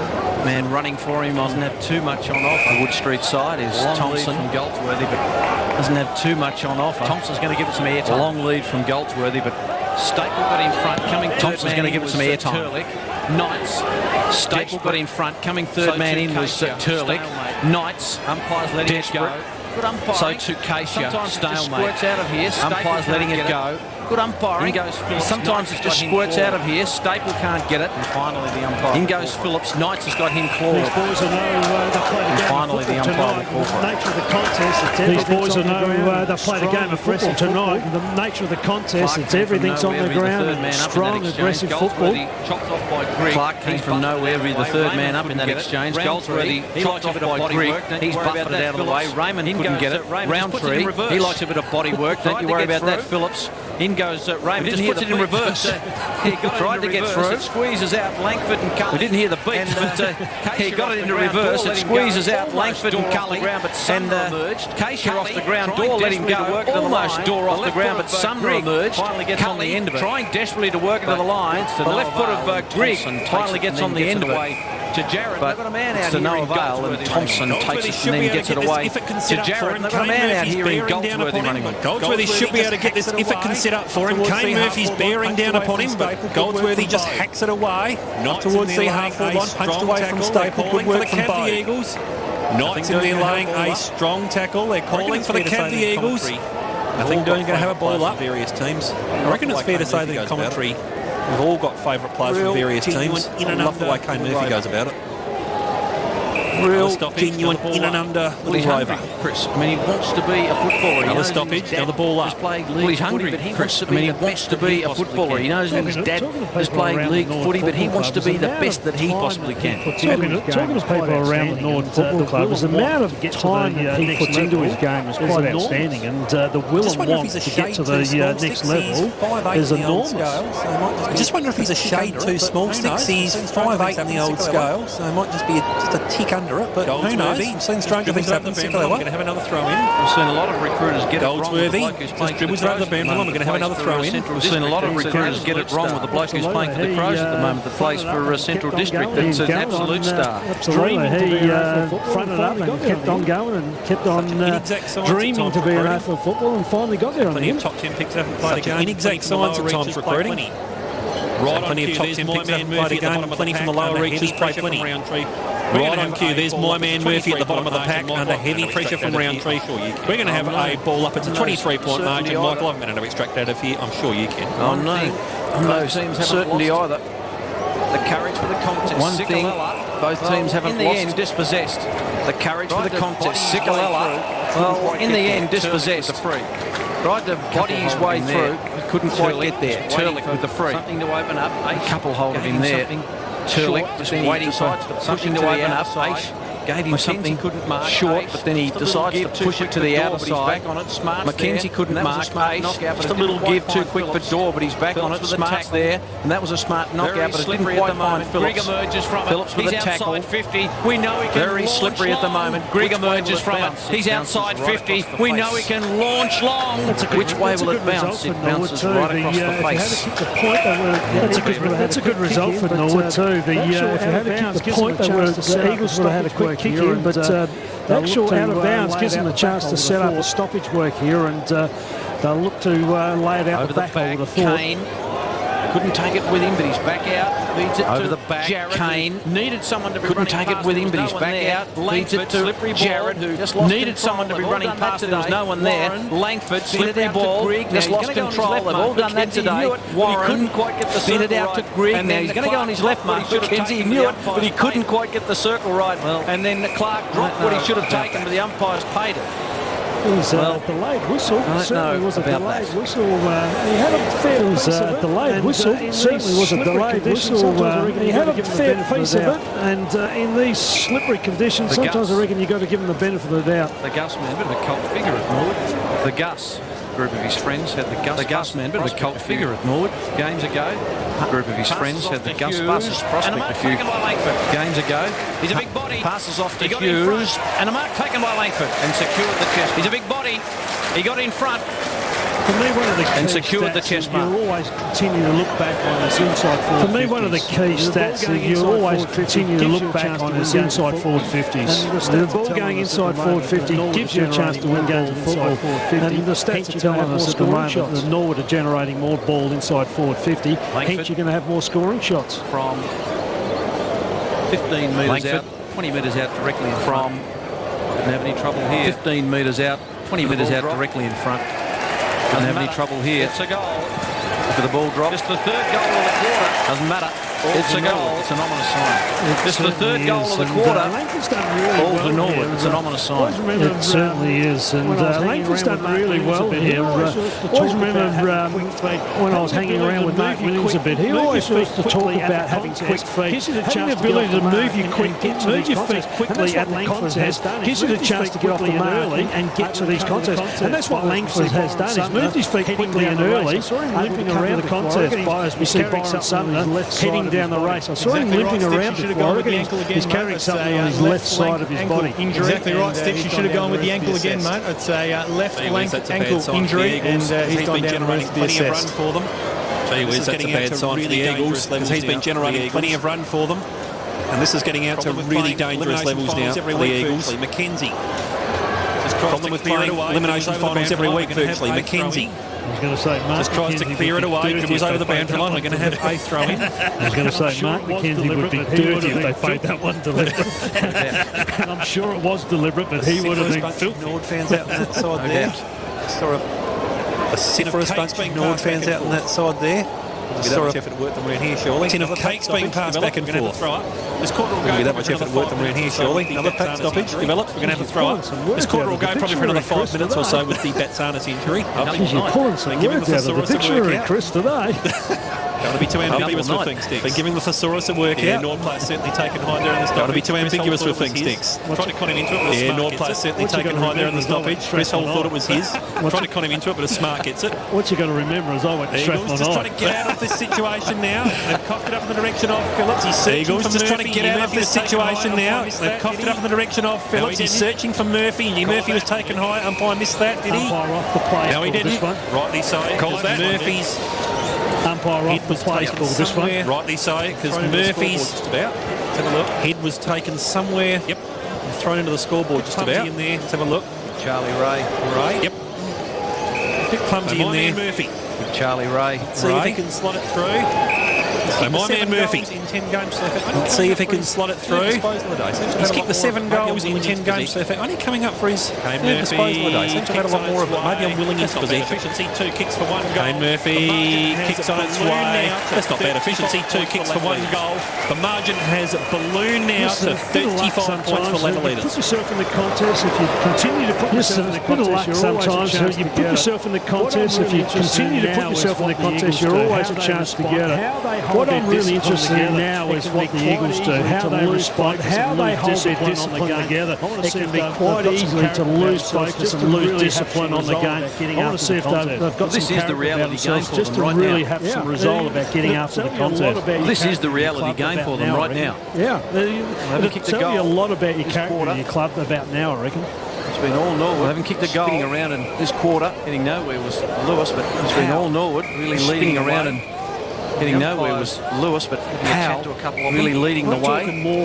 The umpires having a chat to a couple of them. It's going to happen talking more around the contest. It's not going to happen on the scoreboard for them. It's going to happen. What happens around the contest is the most important thing. Plenty happening. Nothing's happening for them on the scoreboard. There's plenty happening. I think their desire has been there. I think so. Yeah, I think their desire and their willingness for the contest is Norwood have just been structured a lot better than what they have been at this point in time. Powell tries to Door, palmed it down. Roundtree ducked the head initially. From desperation, I think we'll get another ball through. Can't do it. You can see the desperation of Powell actually produces. From desperation, I think we'll get another ball up. And you can see the desperation that Powell actually produces there. His want to get hold of the contest. There's a bit of frustration there. He drops the ball because he don't want to give it back to the umpire because he's given him the heebie-jeebies. He may just get another stalemate. Well, he's under that contest as well, and in this game he may just get another stalemate. And there he is. Plenty on the line. Well, in this game, in round 22, Mick Gotten, there he is. You can't do much in the box. That's a frustrating part of it. The ups and downs of a league coach. You can't do much in the box. That's a frustrating part about being a coach. When sitting up there, you can't do, especially days like today, you can't do a lot. Away. Turlick has to be clean in this situation. Mackenzie got it away. Turlick has to be clean in this situation. Was defeated out to Ace. Kerwin came in. Hughes, nice little left footer sets up Zorzy. It's coming over from the Northern Bullets. Brett Zorzy. Been such a wonderful servant since coming over from the Northern Bullets for them. From the skipper. kicks it straight, unfortunately, to Mark McKenzie, one of the rare errors from the skipper. Goldsworthy. Brings it back inboard. Didn't quite take it there, was Goldsworthy. Been farmed over the boundary line. We're going to have a throw-in. See Benny Knightson shot down there, working the boundary for us today. Doing a great job, I might add. It's great down here, boys. Really enjoying it. Fantastic. Getting amongst the long stops on, Ben. Wasn't that long ago that you were getting amongst it down there, Knightsy? Get the long stops on, Ben. Going to have another ball up. Definitely had the screw-ins on all day, boys. 35-point margin now for Norwood. Going to have another ball up. Eagles just really struggling. So 35-point margin now for Norwood. But I still don't reckon Adam Brokey's had a disposal. Eagles just really struggling. And I'll get it from Corey Ogilvie in a minute, but I still don't reckon Adam Brokey's had a disposal yet. Probably not surprising in the conditions and also with the delivery, but still you want to try and work him into it. On cue, it's straight into the hands here of James Ocean. We're going to have a ball up, and on cue, it's all donuts for Mr. Brokey. Got to remember too, Chris, that they only had one inside 50. That was a boundary throw-in. Went inside 50 in this quarter, so it's been a bit tough for the full forwards. Shirley. Absolutely. I wonder if it's worth throwing him to centre half back, just getting him into things a bit. Shirley there for Hall. Powell goes to hands and knees. Lewis burst his way through. Searching out there for Hall. Powell desperately trying to burst his way through, and he's been ridden into the turf according to the umpire. Good to see the collaborations alive and well with the umpiring fraternity. T. Staple was just good to see the collaborations alive and well with the umpiring fraternity. T. Staple was just burst out of it, I thought, there by the Red Legs, but umpire disagrees. We're going to have a throw in the margin, 35 points. Powell giving it away. Free kick back here. Half back, boys, or half forward for Powell giving it away for the Eagles. So a bit of a silly indiscretion behind the play. He was frustrated again last one, getting a bit of a rev up from the Norwood boys and goes away. So the second inside 50 again gone to waste. He's half looking behind him. Doc Webber's going to rebound off half back. Webber, he's half looking behind him. Area. Go forward, young man. 1-2, Redden couldn't quite get the third. Right in front of the commentary area. 1-2, Redden couldn't quite get the third. Shirley, Thompson, desperately away from the danger zone. Looking for that trusty left foot. Just tries to clear it desperately away from the danger zone. We're going to have another throw in as we tick over the 30-minute mark. Chris, what we need to do, what the Eagles need to do, is readdress a few things at half-time. They need to go and have a real good think about it. And every one thing they need to just think about and consider is playing on quickly at every given opportunity. Let's just get forward like Mitch Grigg does there. Even if it's a quick kick out of the contest, and just get moving forward like Mitch Grigg does there. Agree with your sticks. They've got to. Well, Grigg's kick is marked by Thompson. Take the game on. They might as well agree with your sticks. They've got 12 goals, and they've got to change it up. They've got to take the game on. They might as well get beat by 12 goals and far by a point. You've got to play fast football, I reckon, at some point in time. If you're going to bring it back by 6 goals, you've got to play some sort of fast attacking football. Have certainly put the foot down to the throat of the Eagles. Norwood, who really have certainly put the foot down to the throat of the Eagles. West Torrens, who really are on last chance saloon today, you would say, would for West Torrens. Got Sturt and West in the next 2 weeks. Out of the 5 at the moment by a goal. But at the moment, got Sturt and West in the next 2 weeks. The Red Legs have all the answers to last year's reigning premiers. As Luke Power going in there having a word with the umpires about a few things. The Red Legs have all the answers to last year's reigning premiers. As Luke Power going in there having a word with the umpires about a few things. It's a 35-point lead here. Norwood at the moment have broken the game apart. The Eagles, a 35-point lead here at half-time. Norwood 8-1-49. The Eagles 2-2-14. The only block for the Eagles is a leg injury and a fairly serious one to Nathan Batsanis.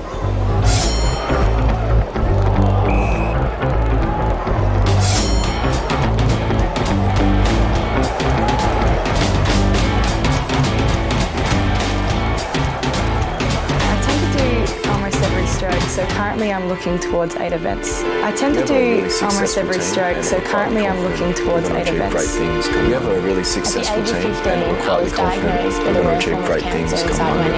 At the age of 15, I was diagnosed with a rare form of cancer inside my knee, and I am the person today because of it. The next wave of Aussie champions are coming. The London 2012. The next wave of Aussie champions are coming. The London 2012 Paralympic Games begins August 30th. Terminology. I want to get familiar with some of the terms that you might need to understand. Terminology. I want to get familiar with some of the terms that you might need to understand while we're in London. Okay, it's the International Paralympic Committee. IPC. Who can tell me what it means? It's the International Paralympic Committee. Great stuff, Adam. Well done. How about this one? APC. Mr. Swire. It's the Australian Paralympic Committee. Great stuff, Adam. Mr. Swire. Well done. It's the Australian Paralympic Committee. Adam. Great stuff, Adam. Well done. Well done. Really great, Adam. Lawrence, Sam, let me give you an easy one. I got this.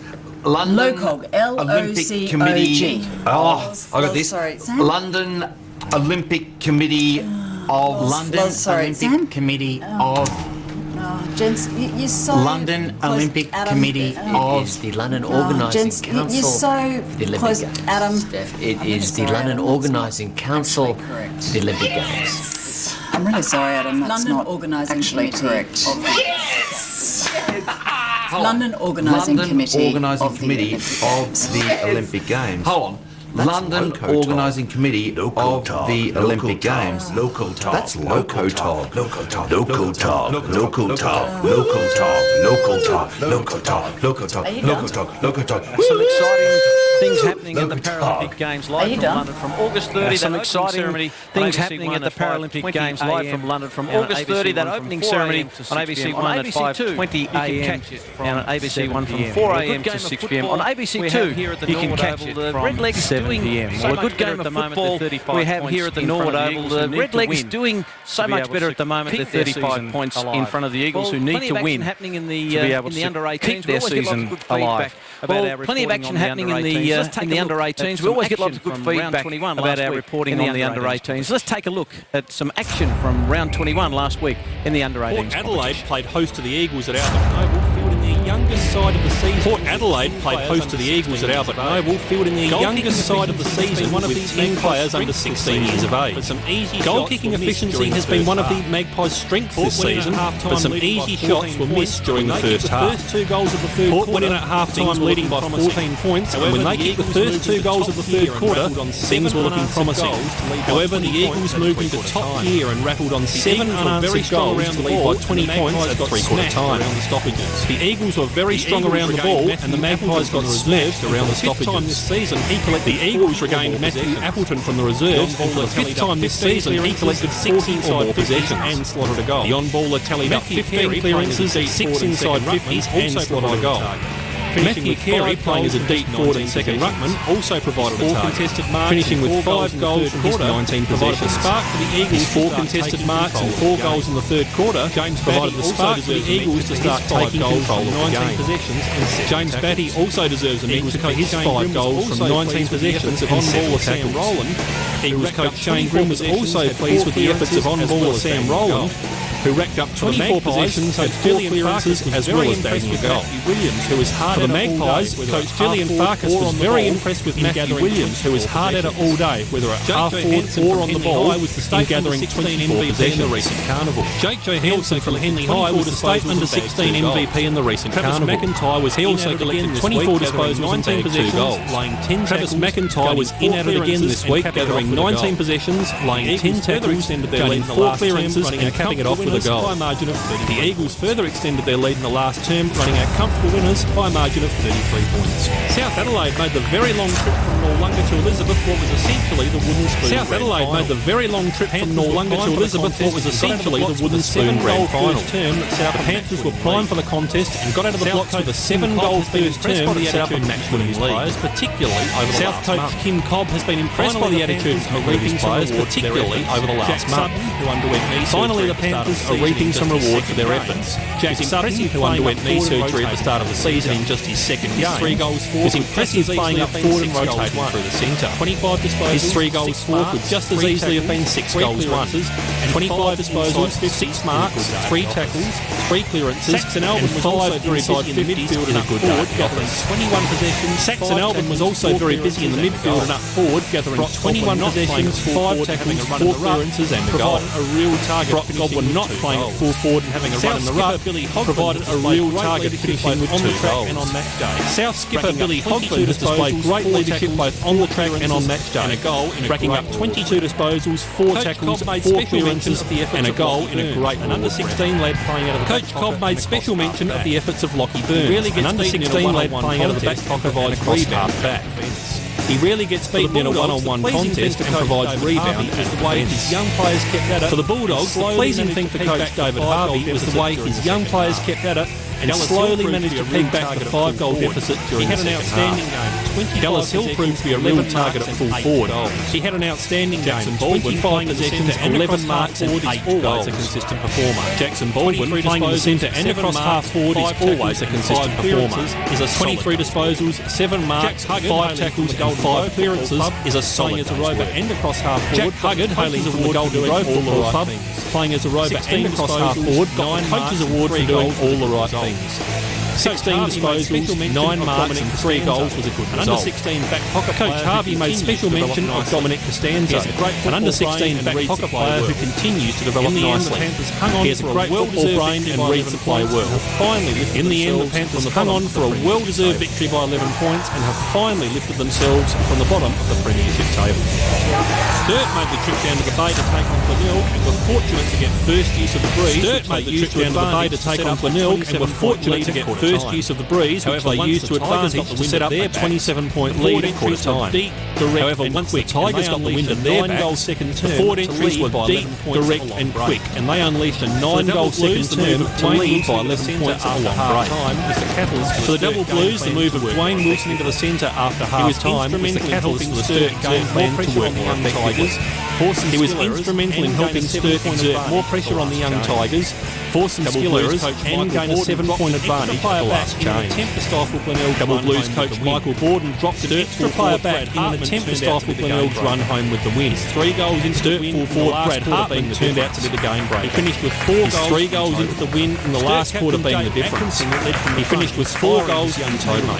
Sturt captain Jake Atkinson led from the front, inspiring his young teammates. 23 possessions, 15 marks and 31 hit-outs was a line-hard effort. Jared Lynott racked up an amazing 31 possessions playing across half-back, running out of defence and setting up attacking opportunities further afield. Coach Borden was particularly pleased with the form of rover Tim Bacanello, who returned after 3 months out with a hamstring injury. 5 inside EMS, 24 disposals, 3 tackles, for the Tigers, Johnny Wilson is an inside 50 who returned and 2 goals. Playing for the Tigers, Johnny Wilson is an overage player who returned from the reserves. Some of his clearance playing as an inside midfielder, he really knows how to find the footy. Some of his clearance work in the second quarter provided the spark for Glenelg, and the inside midfielder has an amazing work. Josh Woodall again made a trip up from Gambia, and the inside midfielder has an amazing work. Tyler Baker with his big ticker and willingness to push himself 3 goals all came in the second. Tyler Baker was a live wire across half forward, and his 3 goals all came in the second quarter. Tigers coach Adam Blake held down the key position. Green, an under-16s player in only his third really well and is growing held down the key position of centre half-back. In the end, the Double Blues really well and is growing in confidence playing at the next level of 21 points. In the end, the Double Blues were too good for the Tigers, running out winners by margin of 21 points. Third place West Adelaide faced up to top place Norwood under lights at the Richmond Oval, and the Bloods. Third place West Adelaide faced up to top place Norwood under lights at the Richmond Oval, and the Bloods were in top gear from the word go. In the 4 minutes into the second quarter, they led the Redlegs by 8 goals to 0. Then the Norwood midfielders started to get their hands on the ball and hit longer and deeper. Joe Zeddow won some important clearances. Norwood started to kick longer and deeper, rattling on 7 goals to only trail by 3 points, and the more experienced Norwood side started to exert pressure. The third quarter was a real arm wrestle. Some of West's stronger bodies and the more experienced Norwood side started to exert pressure. The Bloods still had their nose younger, inexperienced players started to tire. Everything set up for a do or die. The Bloods still had their nose just in front at 3/4 time, however. Everything set up for a do or die last quarter. For the Redlegs, Nick Dinham was summoned full forward to lead the ruck when their main ruckman dropped out of the side. 21 possessions, 20 hit-outs and 5 goals as a ruckman was an outstanding under-18s. Mitch Wood played in the reserves earlier in the day and backed up in the evening for the under-18s. 8 quarters of football for the young giant shows he's had a big heart and a strong end. 36 possessions. Josh Moyle, playing as a midfielder, ran hard all night and created opportunities. 36 possessions, playing as 11 marks, 6 clearances and a goal. 36 disposals. Adam Nunn, playing as an inside midfielder, also had a similar return. 36 disposals, 4 tackles, 15 clearances plus a goal. In the back half, Matt Bauer at fullback is an under-16 player. He is the recipient of an AIS, is also very agile and very quick. He is the recipient of an AIS AFL scholarship and certainly has also an AIS. Bauer's direct opponent, Jesse Watchman at full forward for the Bloods, is also an AIS AFL scholarship recipient. He finished with 6 scholarships. Sam Durden is another state under-16 player, awarded AIS AFL scholarship. Another Mallee boy, 15 disposals, 6 hit outs, very competitive effort against much bigger Norwood. Another Mallee boy, Nick Hyde in ruck, put in a very competitive effort against his midfield. Reece Smelt is an overage his hands to 33 hit outs. It was in at it in the midfield. Reece Smelt is an overage player from Flagstaff Hill. It was in at it all night. In the end, 26 too strong. 7 ran away from West. 6 clearances, winning by a margin. In the end, Norwood was too strong, and they ran away from West in the last quarter, winning by a margin of 17 points. Good to look at that. The Eagles won by 33 against Port Adelaide. Always good to look at that. The Eagles won by 33 against Port Adelaide. Just reiterating all of these. South by and Norwood just getting home by the 17 by 21 points over the Bays, and Norwood just getting home by the 17 points. Norwood 15 and 2. Let's look at the ladder exhibition by them. It is Norwood 15 and 2. So brilliant exhibition by them. Just the one draw. So Norwood, Sturt, Western Eagles rounding out to see a very, very good competition. Central. That's surprising to see that Central are on the bottom of the ladder. So that under-18s competition, a lot of people very, very interested in that. We always try and get here early to see some of the under-18s. Well, let's go around the grounds now and for our interstate wrap, and we'll start off with our look at the WAFL. The week before, East Perth needed to cement their spot in the top four. Lost to Perth the week before, East Perth needed to cement their spot in the top four with a win in Craig Wolf's 200th game. Looking to finish the Subiaco had pulled off a narrow win against West Perth a week earlier. Looking to finish the season on a high. First bounce of the game set the scene for the day, with the Wolf tap resulting in a bustling Josh Smith goal from square. Matthew Seal ensured the Royals' good start continued, roving well off the pack and adding 2 goals in a high-scoring term for both sides. Subiaco kicked a late goal through Ryan Wade to reduce the margin to 6 points at the first change. East Perth put the foot down in the second term, with Michael Swan starting the party, shrugging off the tackle to keep Truly on the left. The Royals slammed on 6 goals to 1 for the quarter.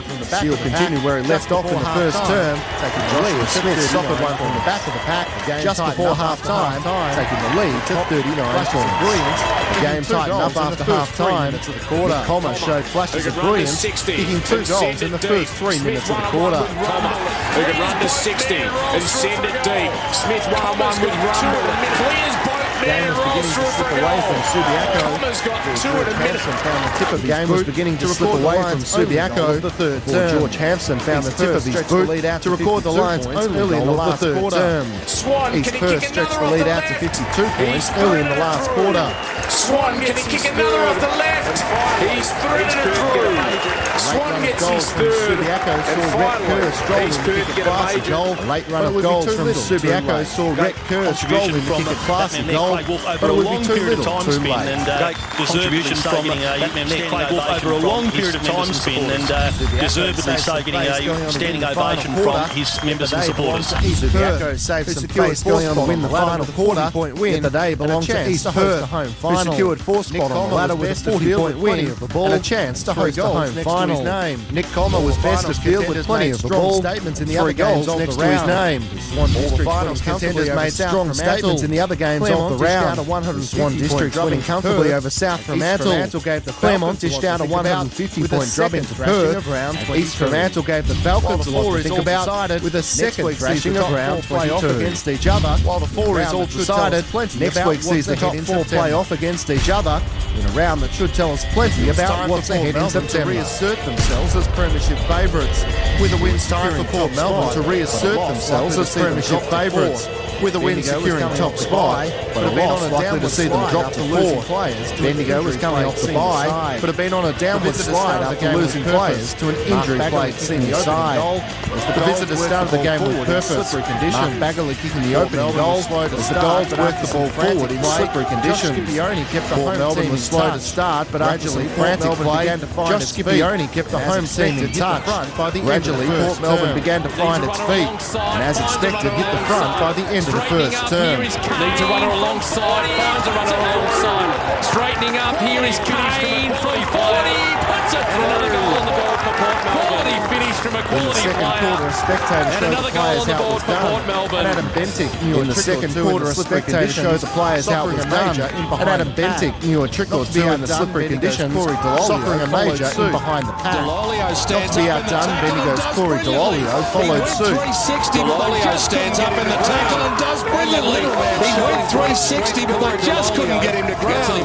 And the little man showing great strength. Corey Delolio gets an important goal for Bendigo on the march and goes back to 6. Late in the quarter, Chris Kane responded, made it an even 2 goals. John Baird snagged the goal from nothing. Open for Port in the second half. After John Baird snagged the goal from nothing. Moments later, Dean Galea drifted forward unchecked. It should be a certain goal. Occasionally has to find Dean Galea. He does, and that might be just about all she wrote. Skipper provided the goals. David Hill provided stiff competition in the final term. Wade Skipper provided for the Borough was a shoulder goal at the start of the final term. Among Port's best. One negative for the Borough was a shoulder injury to Toby Pinwell. The margin was among Port's best. Consolation goal to Ariel Steinberg brought the margin back to under 10 goals. Exactly doubling Bendigo's 53 points. In the end, Port Melbourne was best to field for the home side. Exactly doubling Bendigo's 53 points. John Baird was best to field for the home side. 4 goals apiece to Dean Galea and Josh Scipione. Williamstown grounds Collingwood felt the sting of the finals down Casey Scorpions. Williamstown thrashed Sandringham, where Geelong had a serviceable win over Coburg. The Northern Blues prevailed over Werribee. Although equal on points with Geelong for Port Melbourne sees the Borough retain top spot. Although equal on points with Geelong and Casey. The biggest loser of the round was Sandringham, who needed to make up some points against Williamstown. North Ballarat will need to knock off Laddle against Port Melbourne all the to sneak interstate into the games, 8. and like watching that, Sticks. Yeah, look, there's our wrap of all the interstate games, and like watching that, Sticks. Yeah, look, it's always good to find out what's happening around the country. Well, a bit of a scare. It is. Well, last night West Adelaide had a line by South. Well, they had a bit of a scare. It has to be said. They were taken right to the line by South Adelaide, and they just got over the line by the 1 point. Norwood leads this game by 35 points at half time. And Central's lead Sturt by 37. North play Port tomorrow, and Glenelg have the bye. We're standing by down on the boundary line. Is Benny Knights. Ben, you've got a bit of an injury update for us. weather that brings Thank you very much, Michael. Yes, it's the day that we love down here on the boundary. It's the sort of weather that brings the best out of us. And the big news, obviously, from that first half of football is for Norwood, and the injury to Nathan Batsana, someone that's been such an important player to them all year.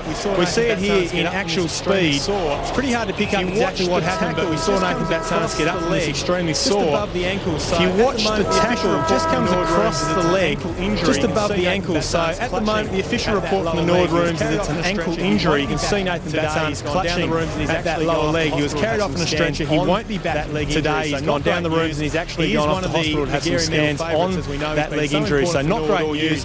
He is one of the Magarey Medal favourites, as we know. He's been so important for Norwood all year. He's been a great recruit. So if that is what it looks like, and a serious knee injury, he may be out for the rest of the season, and big blow for Norwood Footy Club. The other guy I'd just like to have a quick look at is one of their young stars in James H. I know a lot's been made of James H. We've heard a lot through the under-18s competition earlier in the season, but just want to pick up on a few things that he's done here today. Just his general poise around the football. He's such a clean user. He's very controlled with his use. He uses it well. His skills are fantastic. But on the other hand, look at this sort of effort here. There's 3-4 efforts for James H. to follow the footy, keep following with football against much bigger bodies, and he's worked that ball to the boundary line, kept it in Norwood's attacking 50, given them the reset on the stoppage, and that's just, I guess, the icing on the cake of someone that's got great skills, someone that's got great poise as a young man, that he can also do the hard stuff and do the team stuff. So one to watch, certainly someone we want to watch in the future, an important player for Norwood going to the finals, and it's back up to you boys. Thanks, Ben, and those quarter-by-quarter scores, and it was a good start by Norwood, and they carried that on the second. Certainly did carry that on the second. It's going to be hard to peg that back when you've only kicked 2 goals for the half. It's real hard. Well, they're almost ready for a start in the third term. Here's Criskin. So they've really got to find in the second term to the Eagles. Special now. Redden gets the tap down. They've really got to find something very, very special now. Redden gets the tap down. Soccer's leading in the race for the ball. Tonight, so he pumps them directly into attack. Brokey's leading in the race for the ball. Still waiting for his first disposal. He's about to get it. Because Giorgio impeded him. Some of the Norwood fans don't like it, but it was there every day of the week. So important to their structure. So Adam Grokey, not a real goal-kicking centre. So important to their structure, but takes so many contested. Not a real goal-kicking centre half forward per se, but takes so many contested marks around the top of the 50 and deep in the tag. Had a couple of tugs in the jumper. He really does structure them up. Having a look there, This Georgie had a couple of tugs in the jumper. Back to 29 points at a manageable level. This for his own confidence and to get the margin back to 29 points at a manageable level. His accuracy. That stuttering run up through the centre, kicks on its way. He's lost none of his accuracy. That's straight through the centre, and that is the Eagles' first score stick since the 10-minute mark of the first term. Yeah, much needed. We might say it was just a rush kick out of there. Grokey and Giorgio were fighting for contest. There's a little bit of a jumper pull. You could classify that as being unlucky. And Grokey has got a nice kicking action and kick through the ball today, Adam Grokey.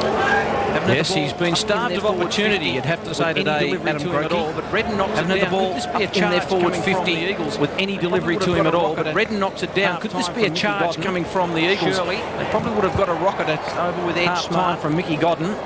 Shirley. Chippendale. Well, over with Ed Smart. Lift the eyes. Just threw it onto the boot. Chippendale just faded away. Didn't lift the eyes. Just threw it onto the boot. And just faded away. Out on the full. The long kick taken by Lewis.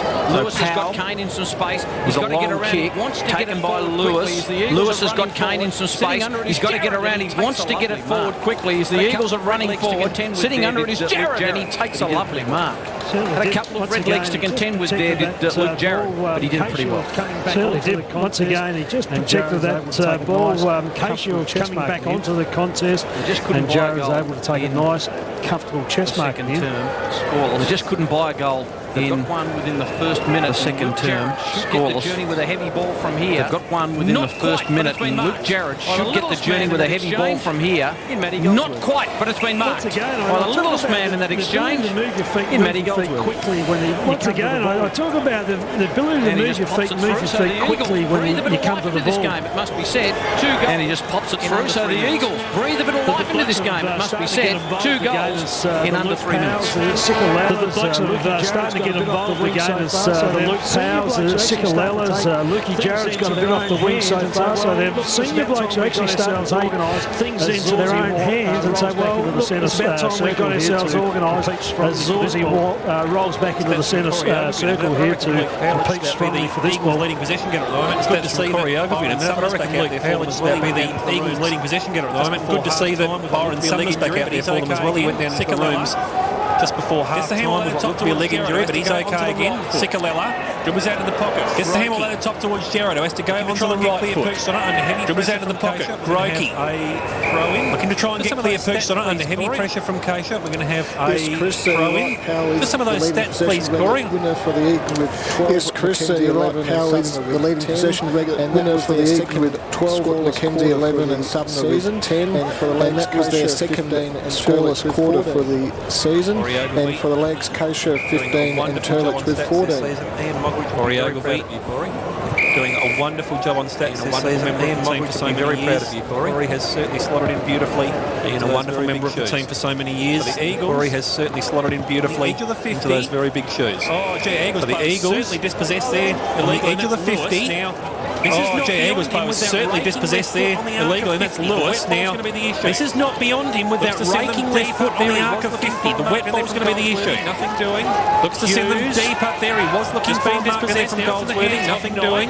Hughes just been dispossessed. Now it's in the hands of Knights. Slips through fingers again. Goldsworthy tries to bust his way through. Or the next link in the chain there by Mitchell Grigg. And Grigg should be able to relieve for him. Langford with the next link in the chain. If he can get the mark on it, no. Thompson's giving him some heavy pressure. Brings it back in towards the attacking 50. Oh, Redden shows a bit of candy. Good work from the big fella. For a mark. Brings it back in towards the attacking 50. Nothing doing. Zorzy looking for a mark. Well, yeah, free, I should say, the Eagles, but nothing doing. Zorzy comes off the bottom of the pack. So we're going to have a throw-up. Kane Murphy taking a breather. 4 minutes into it. It's the old rotation. Knocks it down. It's a lot of players around 4 minutes into it. A bit of a raffle there. Clark knocks it down. I think a lot of players around the football. football, and it's a bit of a raffle there if someone can emerge. But I think Sticks, you're the next one, and you'll get a stickler, I should say, for any more than about 2 or 3 ball up. Stick your head over the next one, and you'll get. No question about that. The umpires are always looking to get it on and out of contest also. So you want to be just fierce at the contest, nice and low, strong at the ball, and you usually win. Always fierce at the contest. Sikalella, he got that to the boundary. Year of SANFL football. Always fierce at the contest. Justin Sikalella in his final year of SANFL football. A stellar career. 250 plus games. Half distance kick. Clark at the back. He got the best of that. Grigg, get it forward with Shirley. Half distance kick. Mackenzie, get it forward with Shirley. His clean bowls a couple. Mackenzie working close to the line. Well, the handball went to Phillips. He wouldn't be too pleased with that. Kane needs some clean ball. Got it to Thompson. Boundary umpire's right there. Hall can always break the lines. He ran his full measure and then jammed it on the boot. Giorgio's got some work to do here. Went to ground pretty easily. Fed it back to Bo. Bo just kicking hope really. Gallagher. Well, he's been taken out completely. He's in a bit of trouble. James Gallagher is in all and Chris Kane is the offender. And James Gallagher is in all sorts. There's a bit of feeling in this, I can tell you. $32,000. And if you're in the AFL, that's about $32,000 looking at your right there. This isn't good here. There's a lot of pushing and shoving going on at the moment. Got to the contest late. This isn't good here. There's a lot of pushing and shoving going on at the moment. Got to the contest late. He sort of without seeing any replay. Decided he had to go hard at the contest without seeing any replay. See the replay going off my memory is had to go really hard as we see the replay come out now. The right side went hard at the contest and just got him down the right side before he hit the ground. So he's taken shoulder. I think there was lights out before he hit the ground. So he's taken shoulder and head. And in the middle there. Oh, that was nasty. Well, they're still having a crack at a lot of care in the middle there. The trainers are taking a lot of care here as when you see heads James Gallagher rotate the way they did. The next factor comes here as when you see heads rotate the way they did. The next rotate the way they did. Is you've got to be very mindful of that. And the first thing you want to protect is that and make sure that the body is stable and the neck brace goes on in a manner that's as we see doctors and all out there at this point in time. So it's in pretty good hands from that point of view.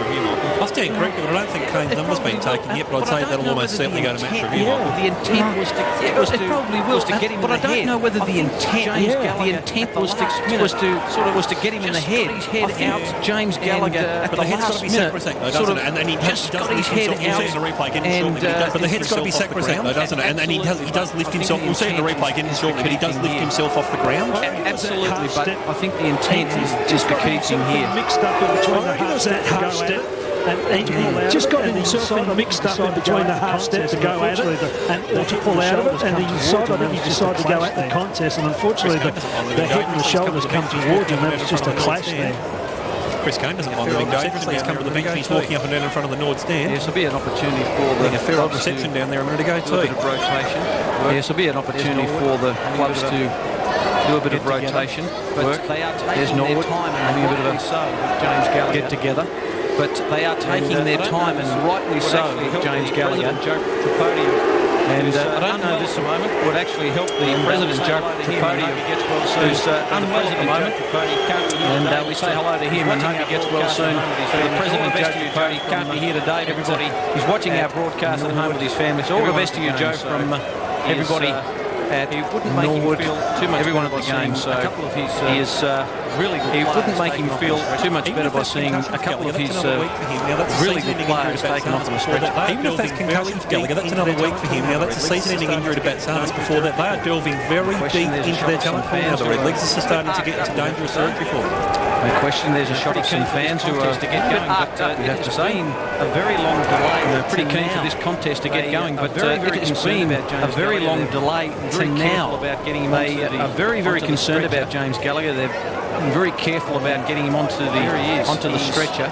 Motionless. You just get that little bit of a, as you see, he's motionless. And sometimes just get that little bit of a, as you said, that little head turn. And sometimes if you've got 14 cameras, 14 extra cameras like the AFL have, you can see that you can almost see the eyes tend to roll. And we didn't see that. That's probably a good thing, but James Gallagher Boys, it's almost certainly not great to ever see a play like ready this. to make his journey off the best.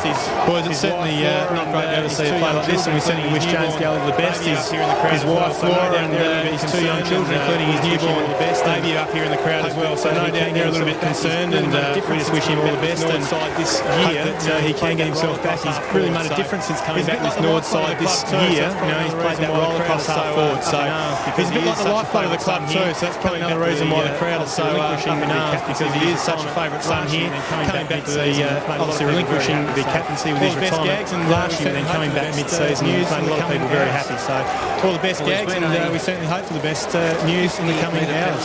So we think that he's been a point in time. We're hoping that 50-metre penalty. So we think that he's awake at this point in time.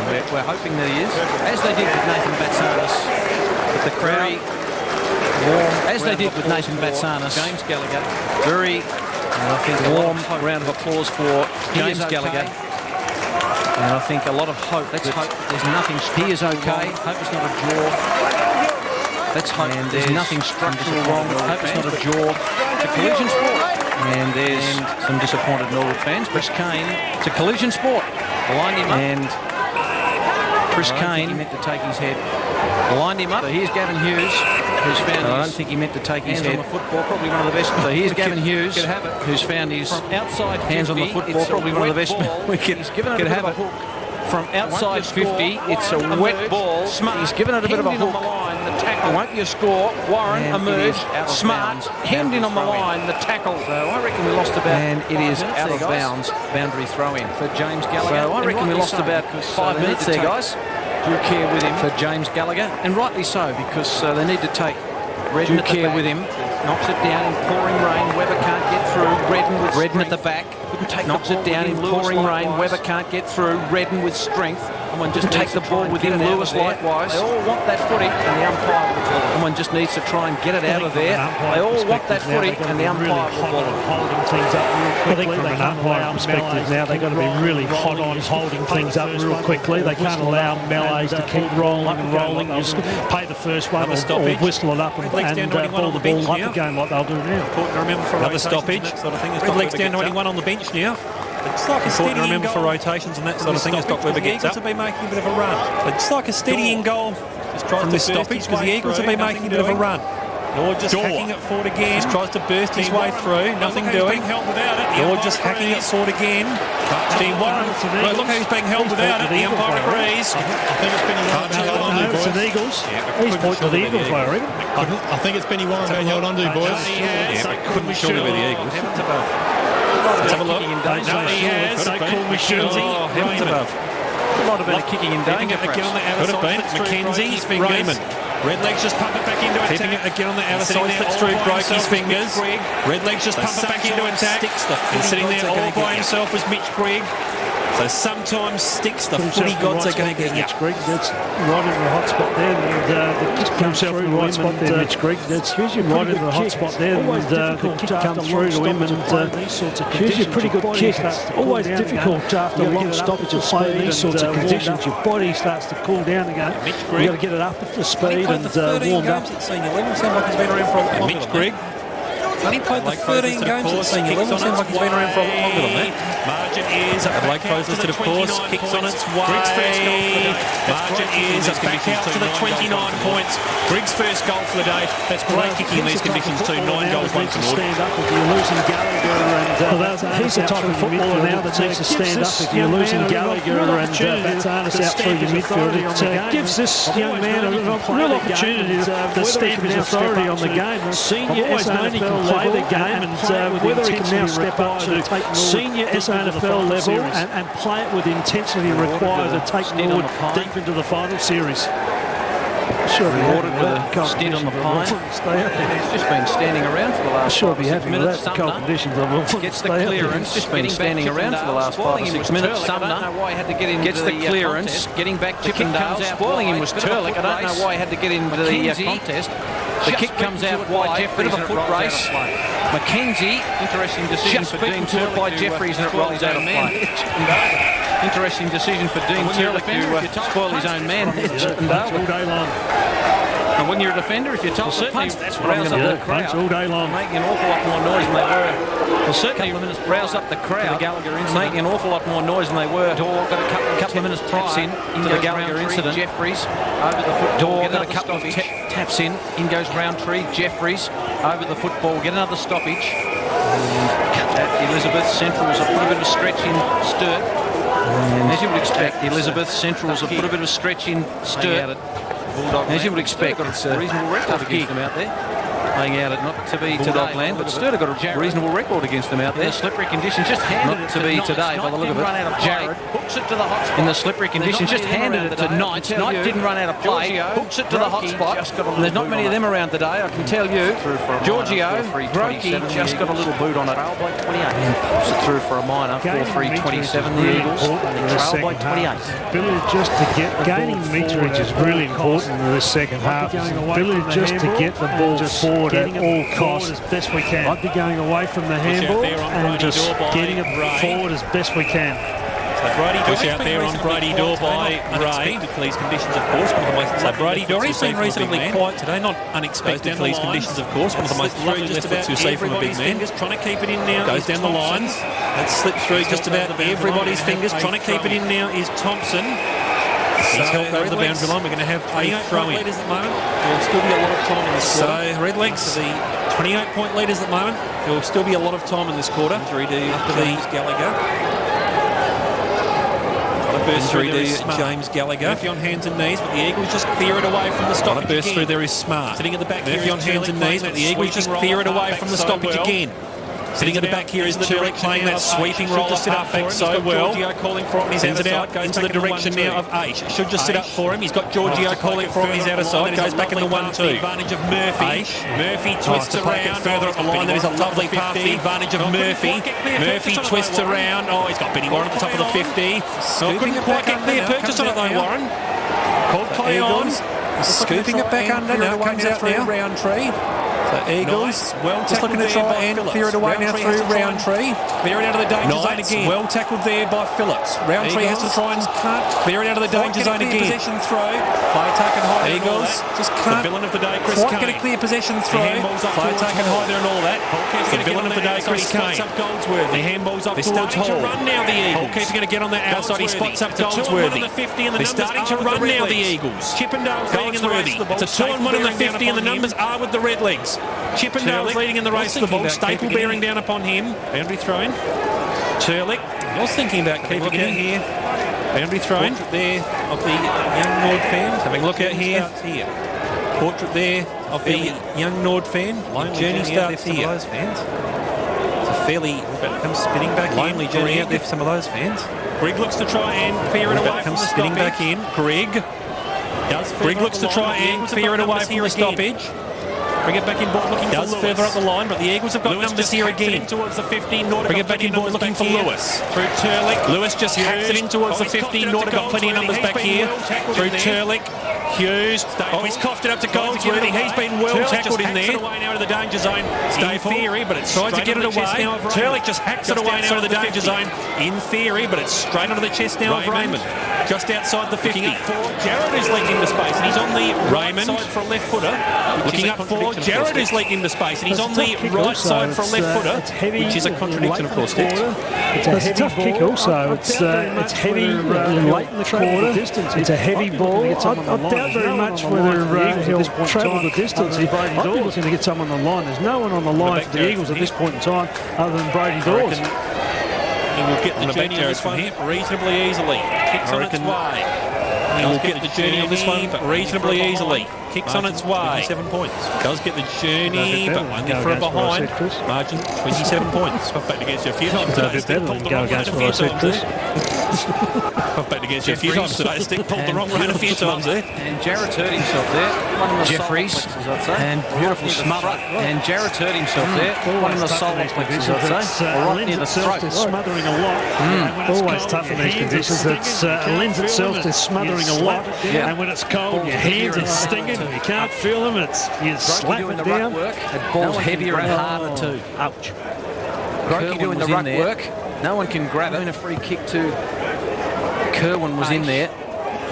I mean, a free kick to just rolling along at the moment. Ball up. So the Eagles breathed a bit of life into the game with Grogi and just rolling along at the moment. Ball up. So the Eagles breathed a bit of life into the game with Grogi and Goldsworthy. And let's have a look at this. Here comes the smother. Pretty strong jaw right up under the old jaw. And Jarrett survived. Pretty strong jaw to away with that. And Jarrett had that survived. Almost 5-minute break with James Gallagher. 20 minutes gone. We had that copping that blow. Almost 5-minute break with James Gallagher. Let's hope he's okay. Copping that blow from Chris Kane. Let's hope he's okay. One for the Rovers. Lane.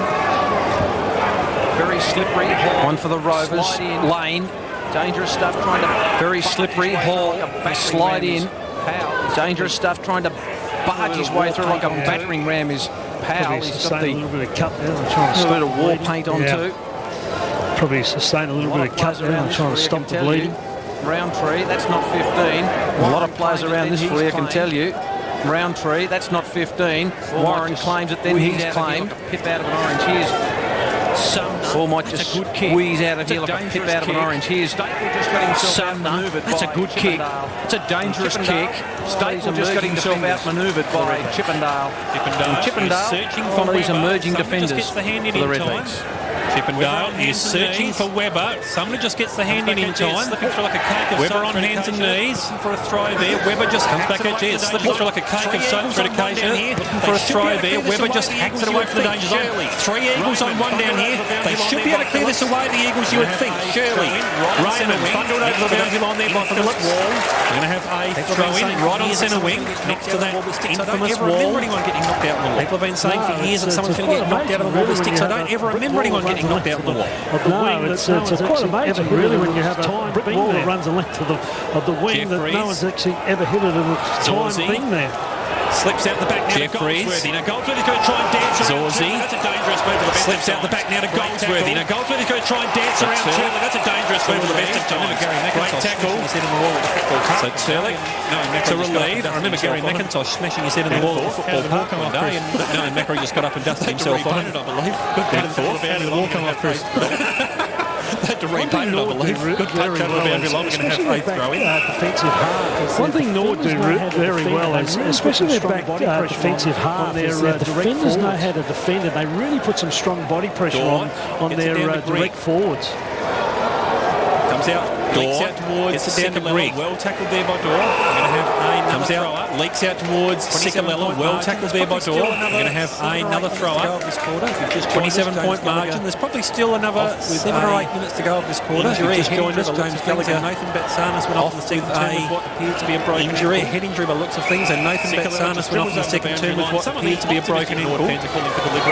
Sikalella just dribbles over the boundary line. Some of the optimistic Nord fans are calling for deliberate, but Michael Money, they would never get that. Might be half a chance. The way things are being playing in a different competition, you know. Judged at the moment. Might be half a chance. The way things are being there. Ball just slipped out of his hand. Judged at the moment. Redden tried to get it to boundary umpire struggling there. Ball just slipped out of his hand. It wasn't too bad. Redden tried to get it to Jarrett. Jeffries caught the tackle from Jarrett. Just rolls him over and the umpire will ball it up. There was good spin on that last boundary throw, wasn't there? Great purchase. It came up with about 6 inches of mud on one side of it, so she just floated. Yeah, just a wonderful helicopter. Just a nice bit of left to right arc. Like a lawn bowl he was throwing in there, Ben. Just a nice bit of left to right arc. I think we'd lose the kitty. The kitty would go too well playing lawn bowls out here today. Close to the line. I think we'd lose the kitty. The kitty would go underground, I reckon. Close eye on it. Close to the line. Boundary umpire has been so vocal, keeping a close eye on it. Really got into this game. The crowd have been so vocal after the Gallagher incident. They've really got into this game. But it's been a tough one. The Legs lead it in a good contest, but it's been a tough one. This is raining since about halfway through the first term. This type of weather, this type of conditions. This is very energy sapping. This type of weather, this type of conditions where you just got to repeat effort after repeat effort. As you said, Sticks earlier, there'll be a lot of tired boys toll on the players. As you said, Sticks earlier, there'll be some tired boys. Giorgio Powell. What a game he's played. He's given his heart and soul today. Giorgio. It'll be a boundary throw-in. And you've got to cut him that. Very slippery ball. It'll be a boundary throw-in. 27 points the margin. 55 plays 28. Wouldn't be much, but on today. 27 points the margin, and on a dry day, it wouldn't be much, but on today, it's pretty valuable. Eagles searching for possession. Back into play. Redden gets the tap down. Knights Eagles searching for possession deep.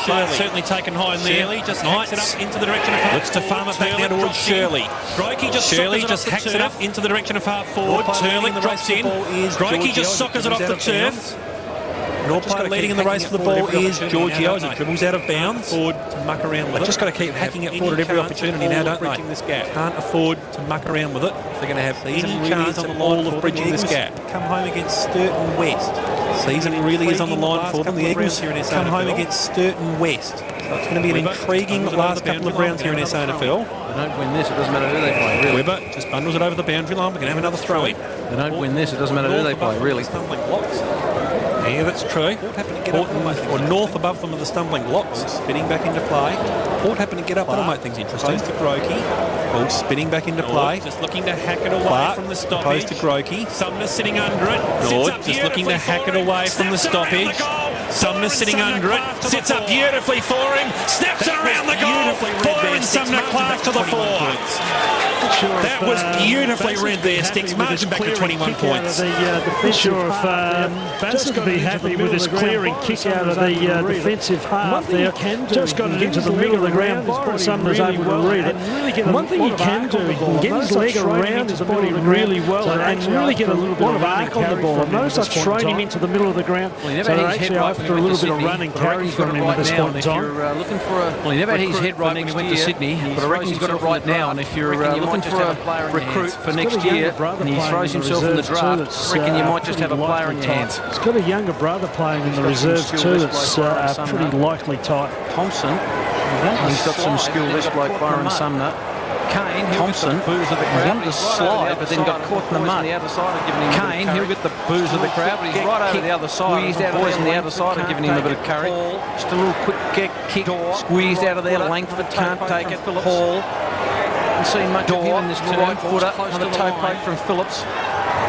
Haven't seen much of him in this term. Ball's close to the line. There to slide in and really committed. Another ball up. Fantastic work from Roundtree there to slide in and really committed at the contest there. Really got in low underneath. Everybody slid through the contest and took it all ball and all through. Casey to the left-footed Grigg, who just jammed it on the boot. Well, Grigg wanted the line. Casey to the left-footed Grigg, who just jammed it on the boot. And two just grips away for a minor score. It's a 22-point margin next to the bar on Cooper's. I wonder what they're transmitting out. Just noticing that satellite dish up there next to the bar on Cooper's. I wonder what they're transmitting out there today. Looks to bring it back inboard.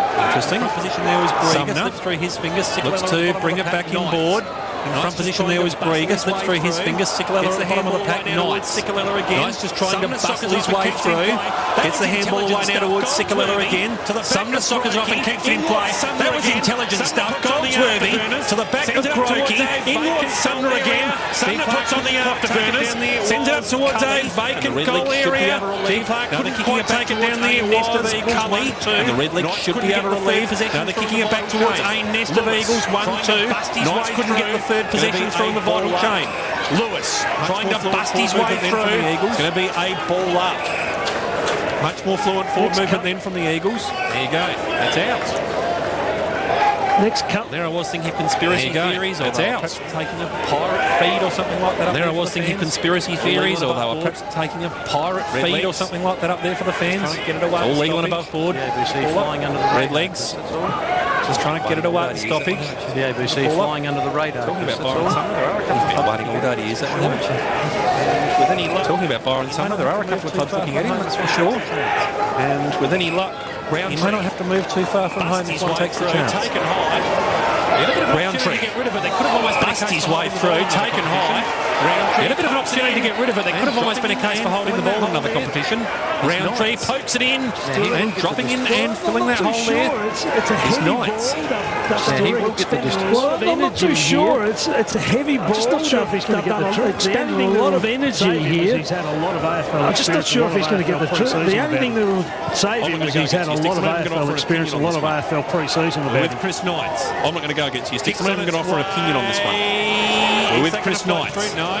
Good discipline work there from the Norwood defenders on the last line. Is that going to float through? No. The Redlegs. Good discipline work there from the Norwood defenders on the last line. 21-point margin to the Redlegs. I saw that bringing it back in and receiving it under the scoreboard is the original one we started. Yeah, I thought I saw that ball might have been Not the original one we started. He didn't quite replace it, so it might have been a bit lighter. Been so impressed with his game. And he didn't quite get there. Down Roundtree. Cully's been thrown. Been so impressed with his game. Pretty well a few moments ago too, Todd. Down the line, Cully's been thrown forward.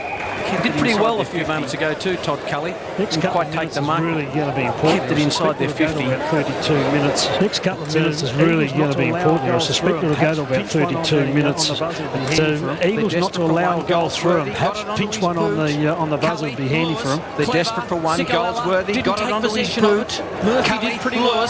Clever one. Sikalella didn't take possession of it. Murphy did pretty well. The Kerwin just dashes away with Langford couldn't take it. No one on his hammer. The kick, just a half volley. Well, another goal. Langford couldn't take it. Kerwin wants the line and gets 15 points, which will make it another goal from the Eagles. Will bring it back to 15 points, which will make it manageable in the last two. When you look at the nuts and bolts of it, you've got 10 scoring shots to 11 there. They're not out of the game. They're not out of the contest here. Revel in these conditions. Just Clark did nicely. Zorzi, you think he can revel in these conditions. Just hacked it out of the congestion. Mackenzie, he's got to sit and wait. Staple did nicely to Thompson. Got a call from Kane. He's got to sit and wait. They can see him now. It's not raining. Kane gets the obligatory boos. Because that's clever. They can see him now. It's not raining. Over the top. Aish. Oh, that's clever. That is very smart play from Aish. The umpires picked out a free kick. And it's all close to the line to Norwood. And the umpires picked out a free kick. And it's going to Norwood. I think it's going for a head-high one to Edsmart. 21 points. So Smart. His team leading by 21 points. Of the quarter where possible. Just want to try and hold possession for the remainder of the quarter where possible. Exit further forward. Numbers the back here through Mackenzie though for the Eagles. Exit further forward. Now the Eagles, Langford. Slip through Ace's fingers. Better voice on his outside. Now it ends up coughed it up. Now the Eagles, Langford. Clark has coughed it. Better voice on his outside. Now it ends up the Eagles. Clark has coughed it straight back up to the Eagles. Staple playing a long way. Bring it back in. Staple playing a long way up the ground. Keeping it still on the outer side. Staple. Have another throw in. What they've done, Chris, is they've changed. Keeping it still on the outer side. So can have another throw in. What they've done, Chris, is they've changed Cully and Staple. So Cully's gone forward and Staple's gone down back. Spin back into play. It's in neutral territory at the moment. All about to spin back into play. It's in neutral territory at the moment. Doesn't look too through Bassett boys. Don't blame him. Lots to ponder in there. Nathan doesn't look too through it at all. Injury-wise, that's for sure. Don't blame him. It's been a very trying day at the office. Injury-wise, that's for sure. Really as the siren goes here at the Norwood Oval. To set up a really intriguing final term here at the Norwood Oval. 21-point margin. 9 goals to 56. The 21-point margin. 9 goals to 56. The Eagles inroads on the scoreboard. 35. The Eagles threw everything at Norwood that quarter and made some inroads on the scoreboard. Of course, the big news from that quarter was the injury to James Gallagher. Yeah, he just was taken off on the big news from that quarter there, Chris. Yeah, he just was taken off on a stretcher, so we hope all's well there. But it's just a dour contest, Michael. There's two teams that have got a lot to play for in terms of Eagles wanting to get into the finals. Norwood are saying, well, let's not get that. Let Eagles come into the finals because they could cause a bit of damage if they actually get in there. So it's two really committed football teams here going head-to-head here. Great contest. And the Redlegs will have held the ascendancy. It is three-quarter time at the Norwood Oval. And the Redlegs will have held the ascendancy all day. And they have been outstanding. 9-2-56 plays, 5-5-35.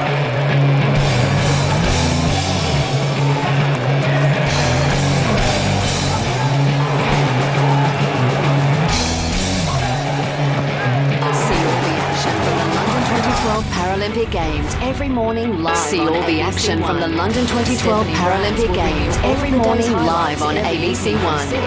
Stephanie Brandt will bring you all of the day's highlights every evening from 6. And ABC2's Elite Team will be live from the games every night from 7. Join me, Adam Hills, for the opening ceremony of the 2012 Paralympic Games. The next wave of Aussie champions is coming on the London 2012 Paralympic Games. Starts August 30th on ABC One and ABC ABC Two. That some sports people can actually get out their sticks and have a bit of a go, and really looking forward to it. Some sports people can actually get out their sticks and have a bit of a go, and really looking forward to it. Sturt had a little flicker up against the Tigers, and just a flicker of maybe making the finals. They needed to win, but they were up against the Tigers, and the Tigers needed a win. They needed to win to try and consolidate a position in the finals, and Sturt, they were in it for a long time.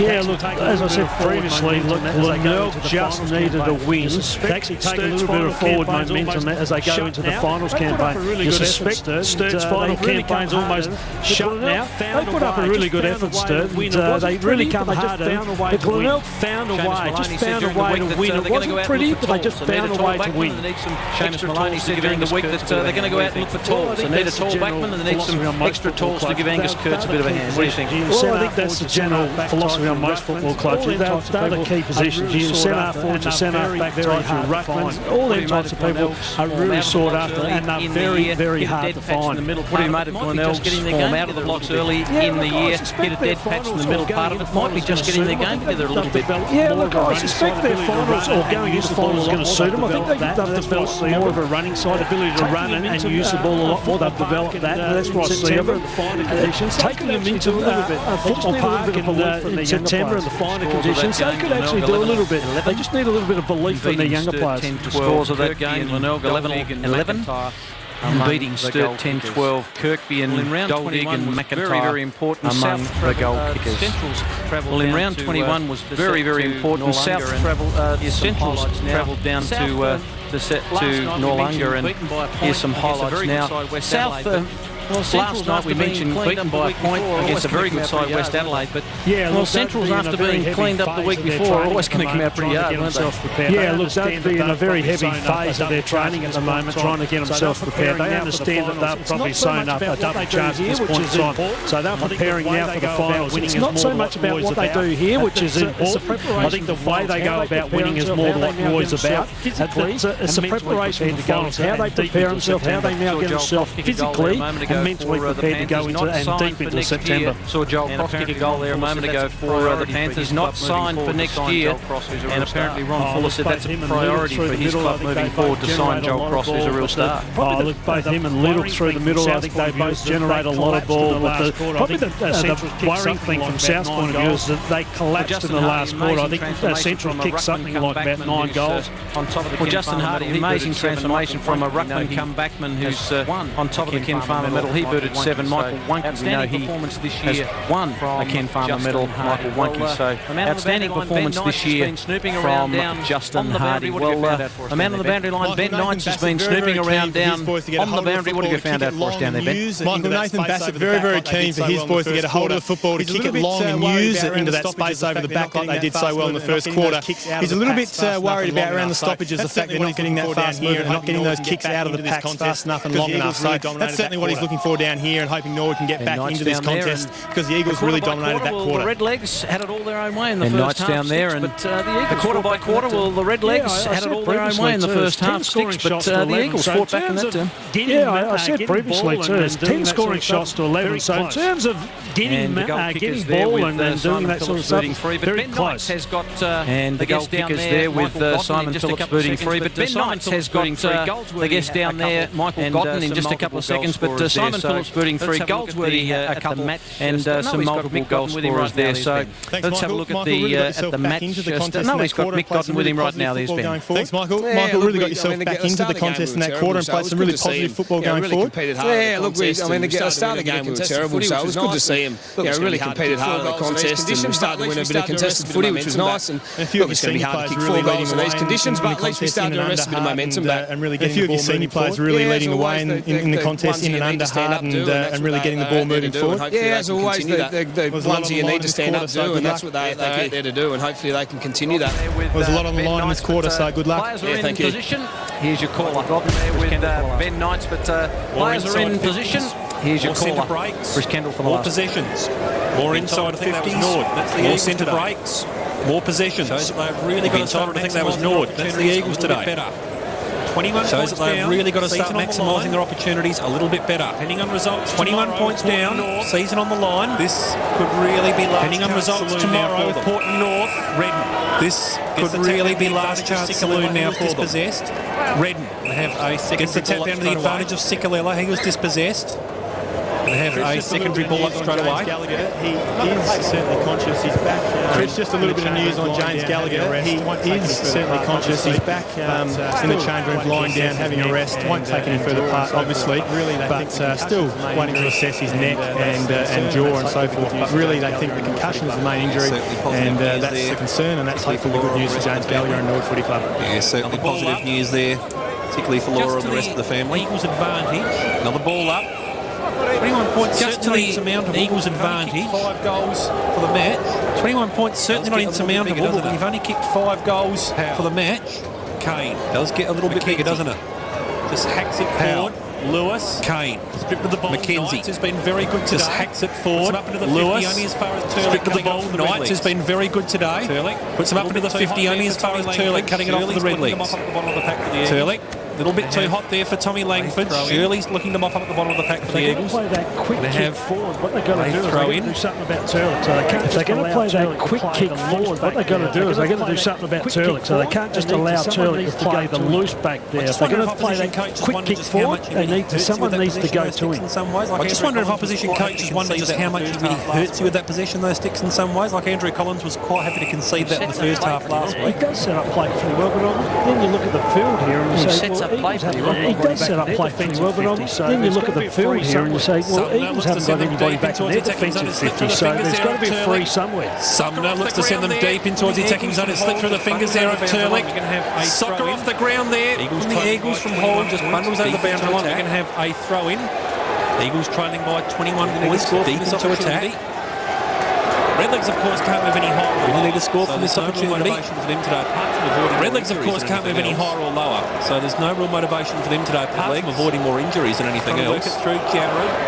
Now comes back slipping through the fingers off Sumner. Just trying to work it through Jarrod. Now comes back slipping through the fingers off Sumner. No shame in that. The ball will be like a cake of soap out there now. Not one player. They have another throw-in. Circle for either club. Not one player behind the centre circle for either club. Grokey got into his back. Back on the Norwood side. And Gus Clark. Grokey got into his back. Umpire agreed. And Gus Clark will get the free. He just tries to hack it away from the danger zone. It's only as far as the top of the 50. So it's a good strong mark in there from young Smart. Kicks to an opposition in red conditions by Smart. Through his hands. Kicks to an opposition in red and went through his leg, through his hands. Grieger got it to Raymond. Raymond kicks to a pack situation. Jarrod, no surprise, came from nowhere, fighting for the footy.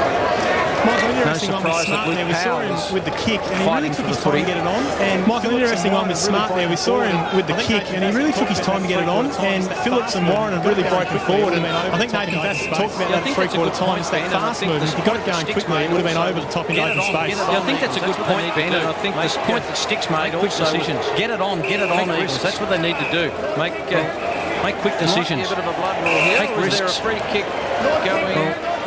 There might be a bit of a blood rule here, or is there a free kick going back to Jeffries?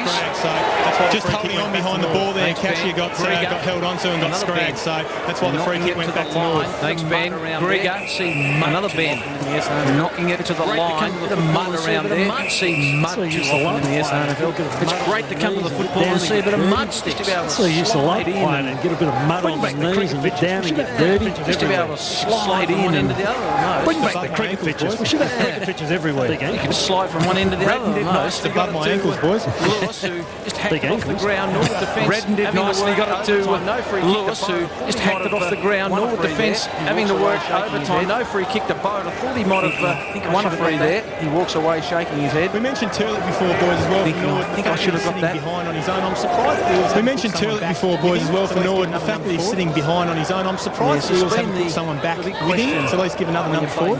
What do you do? Yes, it's been the the big question when you play Norwood, what do you do with that loose ball? But a lot of the times it's gone forward with the Eagles, it has ended up into its hands.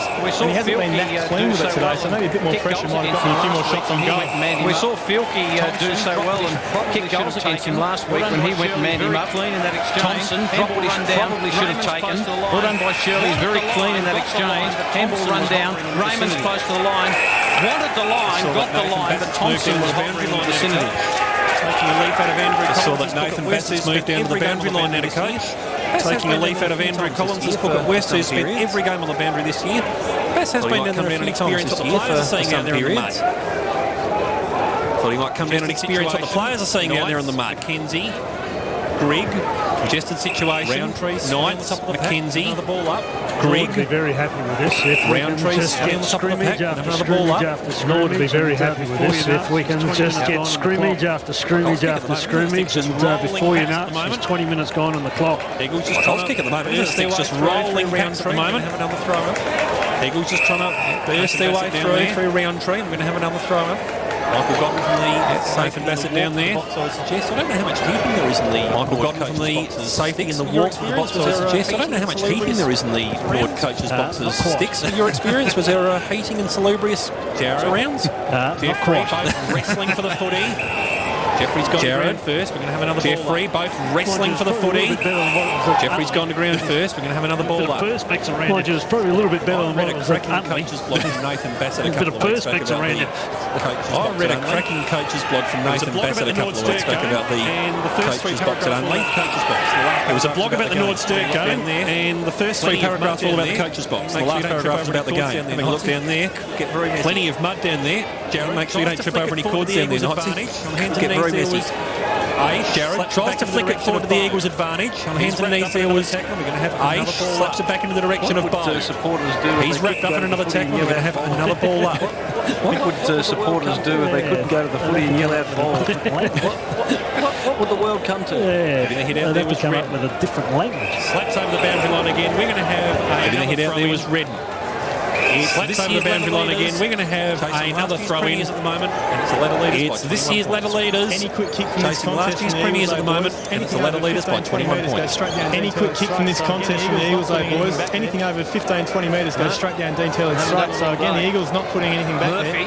Chris Kendall's favourite player. They haven't done it all day. Roy Hill get dangerous if Chris Kendall's favourite player. Raymond off the ground, he'll get dangerous if he can get away from Shirley out wide to the Raymond off the ground, taken by Shirley. Yes, I did take Shirley out wide to the diving, sprawling opportunity for Kane. The umpire and said, yes, I did take it, but he never. Knights has it. Opportunity for Kane. Hall did beautifully to Knights. Knights has it into space. Chopped off. We see him do this so often. Hooks it around Langford. He's ran into space. We see him do this so often. Hooks it around Langford. He's a big body. When he gets in front, he's hard to get around. I know he's got a fairly decent hoof on him. I'm not game to say whether he'll make the distance or not, but I know he's got a fairly decent hoof on him. Just thinking the same thing. He probably hasn't had the workload as a midfielder, kicking action, has. And he does get through the ball quite well in his kicking action, but if you have a look at the ball closely there, it looks heavy to me. What's he done so far today? He's booted a couple. Tommy Langford.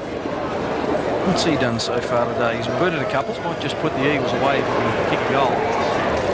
For about 45. This might just put the Eagles away if he can kick a goal. Dropped too much. Thompson knocks it down to a 45. He's kept it low. Loses track of the ball. Too much. Thompson knocks it down to a dangerous position. Grigg spins. Loses track of the footy. They held onto him a bit. No free kick. Knights can't get out of there.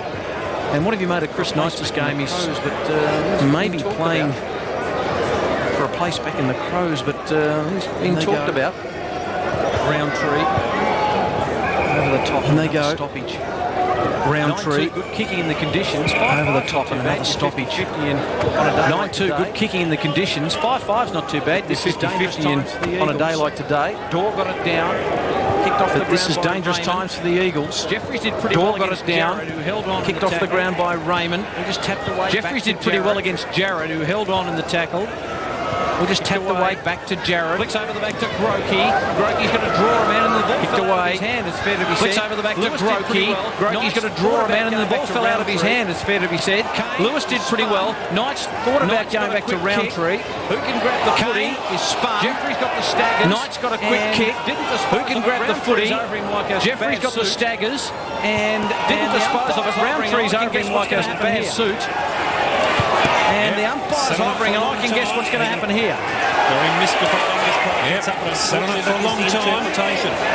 Very mystifying this part. Gets up, but unfortunately that is the interpretation. And he just stayed in the contest. Good persistence by Roundtree. I thought he had him cold holding the ball to start with, and he just stayed in the contest. Zorzy. Roundtree. Just keeping it on this grandstand side. Zorzy back to Bowe. Just tries to clear a path now through for Hughes. Back to Bowe. We're going to have another throw. Just tries to get it away from that dangerous zone. Elizabeth Oval. Smart dispossessed. We're going to have another throw in. 38 points. So not quite over at the Elizabeth Oval. Central's leading Sturt by 38 points. So not quite the blow that some of us thought. Sturt, you never want to lose, of course, but the Eagles are disappointed with that one. Just clears it away from the danger zone. Leading in the Eagles, interesting. Knights. Just clears it away from the danger zone. Leading in the race for the ball now is Chippendale. Eagles. Sockers it in front of himself, looking for Langford. Just leads through his fingers. Mopping up Eagles. Just hacking it away from the danger zone again through Grieger. Kerwin. Mopping up at the back of the pack now is Kerwin. He's looking for the safety of the boundary line. Phillips leading in the race for the ball. He helps it over. We're going to have a throw in. So a bit of ink work there on Tommy Langford also. It's getting harder now to find players that don't have ink work rather than those that do. I can't see the sense of it myself for getting needles urge for a tattoo sticks? Good point. I can't see the sense of it myself for getting needles jabbed in you. Good point. Tasmania his win. Zorzy. Roundtree again, trying to bundle his way through now is Lewis. Another throw in. Roundtree again, searching again for the centre through the boundary line. Another throw in. It's out in the full, so Brett Zorzy to bring it back in. Zorzy keeping it again on that outer side. Warren just gets hands in. Zorzy Smart keeping it again on that outer side. Warren just gets hands in. It's Norwood by 21 Smart points. Locks it up in another pack situation. We're going to have another ball up. It's Norwood by 21 points. It's been tough. We have yet to see a score this quarter, Michael Money. Good start by the Redlegs. It's been tough in the first half by the Redlegs. They set good start by the Redlegs. A good first half by the Redlegs. They set them up for a win in this match. Get on the scoreboard as Stick said a moment ago. 11 minutes in and haven't been able to get on the scoreboard as Stick said a moment ago. Georgia would be happy with stoppage after stoppage after stoppage. Pretty well.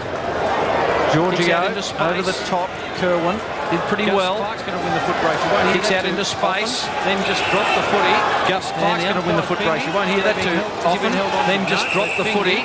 And the umpire's pinged him, or has he been held on to? No, they pinged him. Has to go to Jarrett.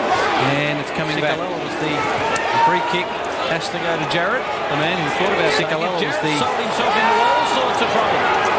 The man who thought about taking it. Jarrett sold himself into all sorts of trouble. Bought the farm, then went broke and lost it. In goes Powell, the tackle on Casey. If your first thought is the kick. That just probably drills back to first thought. And if your first thought is to kick it, at the moment, the Eagles. Kick it and kick it long. Good block off the ball by Sikalala. And they need to kick it at the moment, the Eagles. Mackenzie's good block off the ball by Sikalala. Good shepherd in that last exchange. Mackenzie's kick is touched off the boot, rolls out of play. Michael, it's a hard thing to get footballers to change their mindset. I must admit, Michael, it's a hard thing to get footballers to change their mindset mid-game. If you're drilled into giving the ball and giving it first time, then to try to get that quick kick away is a hard thing to get across in such a short space of time.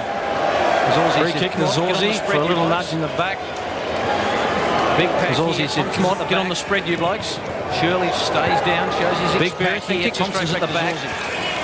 Shirley stays down, shows his experience, then kicks it straight back to Zorzy. Right now, the Redlegs are bit of a game of pinball at the moment. And right now, the Redlegs look like racking up the high score. Tom's certainly their friend at the moment, Nord. Big flight from Grieger. Tom's certainly their friend at the moment, Nord. Waiting at the back, the ball beats him over the boundary line. Grieger. Throw in. Sumner is waiting at the back, the ball beats him over the boundary line. Going to have another throw in, it'd be too long. No score in this quarter. And this is where I think it'll be too long. The mortal enemy of Michael Gotham's men. And this is where time becomes the mortal enemy of Michael Gotham's men.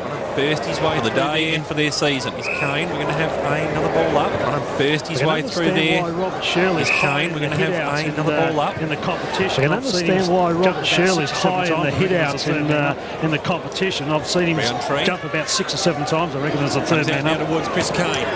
Roundtree picks it up towards the true half forward. Comes out now towards Chris Kane. Mopping up here for the Redlegs. Picks it up towards the true half forward line. Turlick mopping up here for the Redlegs is Bo. Back to Turlick. Relieving chest mark. Turlick looks to just poke it further down the lines where Keisha takes the relieving chest mark. Just need to maintain clear possession now, the Redlegs. Keisha passive on the boundary. Just need to maintain clear possession now, the Redlegs. Nathan Bassett passive on the boundary. Shirley. Bottom of the pack there is Smart. Falls to his feet. Paul. Hail for the Cadbury Eagles. Bottom of the pack there is Smart. As a player, have another ball up. Hail for the Cadbury Eagles. Because Chris Kane's getting a fair bit of advice. As a player, did you listen to many of the comments coming from the grandstand? Because Chris Kane's getting a fair bit of advice for a minute. You'd have quite a chuckle. You'd always have one or two that comes through. You'd have quite a chuckle sometimes. Burst his way through, but he's met by a wall of Redlegs. He's been taken high. Burst his way through, but he's met by a wall of Redlegs for the fend. He's been taken high in doing so. No, he's relieving will be Jeffries. The free away for the fend off. So relieving will be Jeffries. In position A is Langford. Kane at the bottom of the pack. He's been in position A is Langford. They certainly do want him sticks. Kane at the bottom of the pack. He's been ridden into the ground. They certainly do want him sticks. He's got Roundtree's going in there, just showing something to Mitch Grigg, Michael. Yes, they're baying for blood. Roundtree's going in there, just showing something to Mitch Grigg, Michael. Yes, they're baying for blood. The Redlegs fans, that's for sure. I suppose the umpires are going to keep an eye on all that. They know it's been an emotional time for... I suppose the umpires are going to keep an eye on all that. They know it's been an emotional time for the Redlegs players, but a lot around it. Sort of protect the player going for the ball. Kick smothered from Knights. A lot around it. Lane just fed it out. Thompson got it nicely. Kick smothered from Knights. Shirley had a good... Lane just fed it out. Thompson got it nicely to Sumner. Back to Shirley. Shirley had a good tack here in the last half dozen minutes. Ball thumped away by Bo to the line.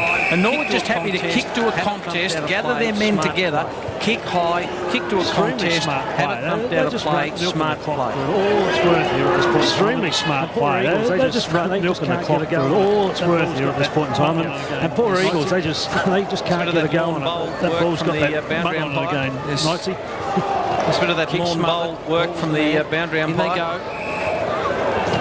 Kick smothered, 56 plays 35. In they go. And as Chris Kendall said, time the enemy of the Eagles at the moment. 56 plays 35. But as Chris Kendall said, time the enemy of the Eagles at the moment. What a disappointing way it will be for Cicalella to go out. So too did Thump forward by Lewis and then Jarrett. Hall put his head over it. So too did Bo. And she's on again. It's been building for a while, but at the Chris Kane, I wouldn't be getting in amongst that Chris Kane if I was you. Jarrett at the umpire has got it to Lane. Keep the game going. And Jarrett swung in the tackle, got it to Lane. And a free kick will go against Jarrett for incorrect disposal. As soon as he threw it up, very good umpiring from Nick Avon, just got the ball thrown up. And as soon as he threw it up, the Eagles knew they had to stop fighting and play footy. Raymond just perched over the kick. High, flicks over the back. Raymond just perched over the football. Fed it out to Thompson. Murphy with a good tackle. Crowd's appreciative of that. Phillips couldn't quite get a good hoof on it. Raymond into that mud. Plenty of feeling in the line. You get the feeling. Into that mud. The legs. Plenty of feeling in the match. You get the feeling at the moment that the legs are just doing enough. This is one to take the Ogilvy. Corey, have we ever had a completely scoreless quarter on SANFL? This is one for Corey Ogilvy. Corey, have we ever had a completely scoreless quarter on SANFL since the dim dark days of the 19th century? I don't ever recall around the tackle there. Not a completed burst through now is Powell. Knights spun around the tackle there. On a burst through now is Powell. Comedy of errors in here. Ends up back with just tries to hack it away. The conditions. Comedy of errors in here. Ends up back with Powell, who's been real fast in the conditions. Now it's where that Phillips has just stapled. Could have been taken high. The umpire disagrees. Now it's where that Phillips has just bundled off the ball. Eagles played down behind play. Looking up there now for Croaky in a 2-on-1. Turlick's mopping up at the back of the pack. He'll be happy just to soccer it in front of himself. Heard the voice trying to win the foot race. Norwood trying to get it back now through Georgia. Heard the voice of Hughes. Warren. Hughes opposed to his fellow number 1. Danger zone in theory. In lane. Eagles cut it off straight away, but there's a big smother just hacks it away from the danger zone in theory. Eagles cut it off straight away, but there's a big smother in there. Good work from Tommy Langford on hands and knees. McKenzie trying to get his way through. Warren dribbling handball. Now it ends up with Phillips. Kicks on its way. Dribbling. Just hack it away from the danger zone. Is the enemy now at the moment of the Redlegs. As the Eagles just hack it away from the danger zone. Jarrett sits under it for a fair while. Couldn't quite get the final disposal on it. Sikalella is trying to sock it back to advantage. Zorzi looking for the sanctity of the boundary line. And we are going to have free throw-ins as we kick into time on. I know you are searching through acres of books on that one. I'm not sure if we're going to have a definitive answer on that one. I reckon this will go down as the most prettiest game. There was a game back in 1894 sticks. I reckon this will go down as the most prettiest game of football I've seen. I love the contest. I love the physicality of what they're. And you can actually see the players are really having to dip both ways. Just a small half-distance kick. Raymond, who's been caught by the bootlaces. Just a small half-distance kick. Raymond, who's been caught by the bootlaces, you'd think. Redden loses control of it. Here's a chance for Smart.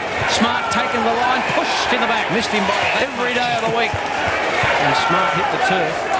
Missed him by that much.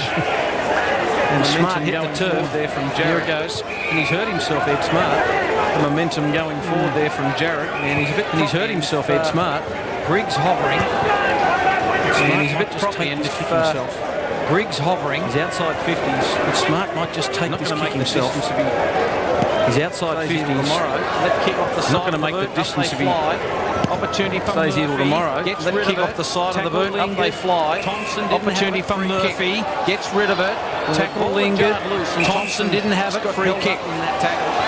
Well, the ball had jarred loose, and Thompson done everything to defend their lead at three-quarter time. It's fair to be said. Well, Norwood have done everything to defend their lead at three-quarter time this term. It's fair to be said. They've denied the Eagles in this term. Diving mark by Sumner. A little nudge boots it out wide. Diving mark by Cully. A little nudge from both. Just Cully goes to Knights. Lane to Sumner. Just a good gut hand from Sumner. Just threw it on the boot. Lane, just a little dribbly handball. Race here for couldn't get it out. Who loves to go ground off the ground. Race here for Giorgio, who loves to go to ground. Didn't help hold his feet. In goes Sumner's run about 150 metres. Turlick close to the line. McKenzie loads it up. Kicks it long. Lewis back to McKenzie. McKenzie loads it up. Kicks it long. Staples in front. Can't take it. Opportunity here for Jeffries. And Jeffries clears. Only temporarily though. Lewis was going in there from front position, but a good punch over the top there. Sees it over the boundary line as we tick over towards 22 minutes in this final term. It's safe to say we go much time on without a score. Chris Nathan Bassett's still throwing the moves as well. Ben Warren, we just saw crumb that ball. He's gone back. So give him a bit of, I guess, a run down back and maybe another idea for the finals. As we know, there's a long injury list now at the parade, and they're going to have to throw some things around too, Knights, because as we know, there's a long injury list now at the parade, and they're going to have to delve deep into their resources. Yeah, absolutely, and it's been good to see some of the young guys getting a run on ball today, even though it hasn't been pretty football. So you'd expect Norwood to get Jericho back, so Jericho and Warren look great when they're a two-pronged forward line. So yeah, a few moves possible, but good to see Nathan Bassett still thinking on his feet. There is Bode. Shirley looking for the safe working at the back of the game. We're going to have clearing it away now. There is Bode. 9-2 looking for the safe of the boundary line again, and we're going to have another throw in. So the Eagles 9-2-56, the Eagles 5-5-35. So the Eagles' chance of defending their 2011 premiership getting more and more slender through his fingers by the week. Goldsworthy just slipped through his fingers. In the middle. They just hack it forward now through numbers Shirley. Back. To Kane in the middle. They just hack it forward now through Shirley. Goes up towards the top of the 50. Zorzi. Numbers back here again, the Redlegs. They've been so disciplined at that this last term. Zorzi. He's tackled straight up, unfortunately. Now it's with Jarrett. Murphy. Beautifully tackled down there. That's wonderful work by my man Murphy. 24 minutes gone. This is what you love to see. Look at that. The young man. He's one of those lads. 24 minutes gone, Millie, and the passion is still there for the young man. He's one of those lads that is going to seize the opportunity. You just know. Another ball up. Another stoppage developing. Just joined us. Have another ball up. Batsanis off the hospital with a suspected broken. Just joined us, folks. Gallagher in the room. Nathan Batsanis off the hospital with a suspected broken ankle. James Gallagher in the room at the moment. Round through trying to get his heavy concussion. So Norwood have only got one on the bench at the moment. Roundtree trying to get his way through. You're going to have a throw-up. A lot of plays around the footy. Zorzi steps around the footy. Times run out, I would say. Zorzi steps around the umpire. Taken to ground. Times run out, I would say, for the Eagles. The effort's been there from the Eagles. They taken to ground. 93 point. The effort's been there from the Eagles. They were 93 point this year. A 93 point thumping the first time they met. In fact, the Eagles losing by 93 this year. The Eagles got it back to 2 goals. In fact, the Eagles losing by 93, and then the Eagles got it back to 2 goals. But this has been a gallant performance, but Norwood have always had it in hand sticks. Yeah, and it all set up in the first quarter, didn't it? When Norwood got some cheap goals over the back by some open play, and they created a paddock over the top, and Phillips was able to run onto a couple of goals. Oh, he hovered. The mag scramble for the footy. Give a free kick. The umpire's going to Lewis. Oh, he hovered. He was going to give a free kick there. He didn't. Lewis over the footy. And feel the umpire's just waiting. There's the siren. It's all over. For season 2012. And the last year's premiers. It could be all over. The Eagles. For season 2012. The last year's premiers.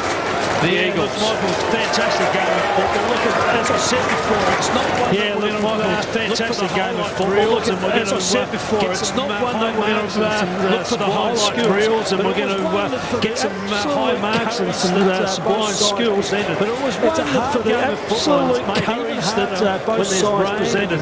It's a hard game of football. It's made even harder when there's rain and there's a little bit of mud and there's 2 committed sides that want to go head to head. And we saw that today. At no stage the Eagles wanted to turn up and turn the toes up, and they fought it out to the very last siren. I think that's probably talk a little bit about their club and about what they set it up early on. Let's talk a little bit about Norwood.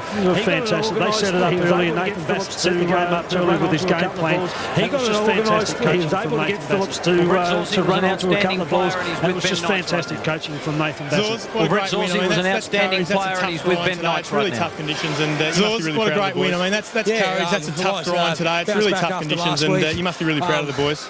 Yeah, it was great to get back after last week. Sort of how we normally play. Like, we had to grind that one at home. You know, it was great to get back to sort of how we normally play. Like, we had to grind that one out a bit. Sometimes you need that. And the boys fought out right to the end, even like the last 25 minute mark. They're still going as hard now. So yeah, very proud. And you got away to the quick start. Build on that. An important start. You know, you got away to the quick start. You kick those couple of goals early, set the precedent for the rest of the day. And after that, the Eagles came back in the third quarter to their credit, but you're able to hold them. Yeah, you grounded out. Yeah, you didn't score a lot. You didn't put that pressure on them, but geez, it was hard work. Yeah, it was.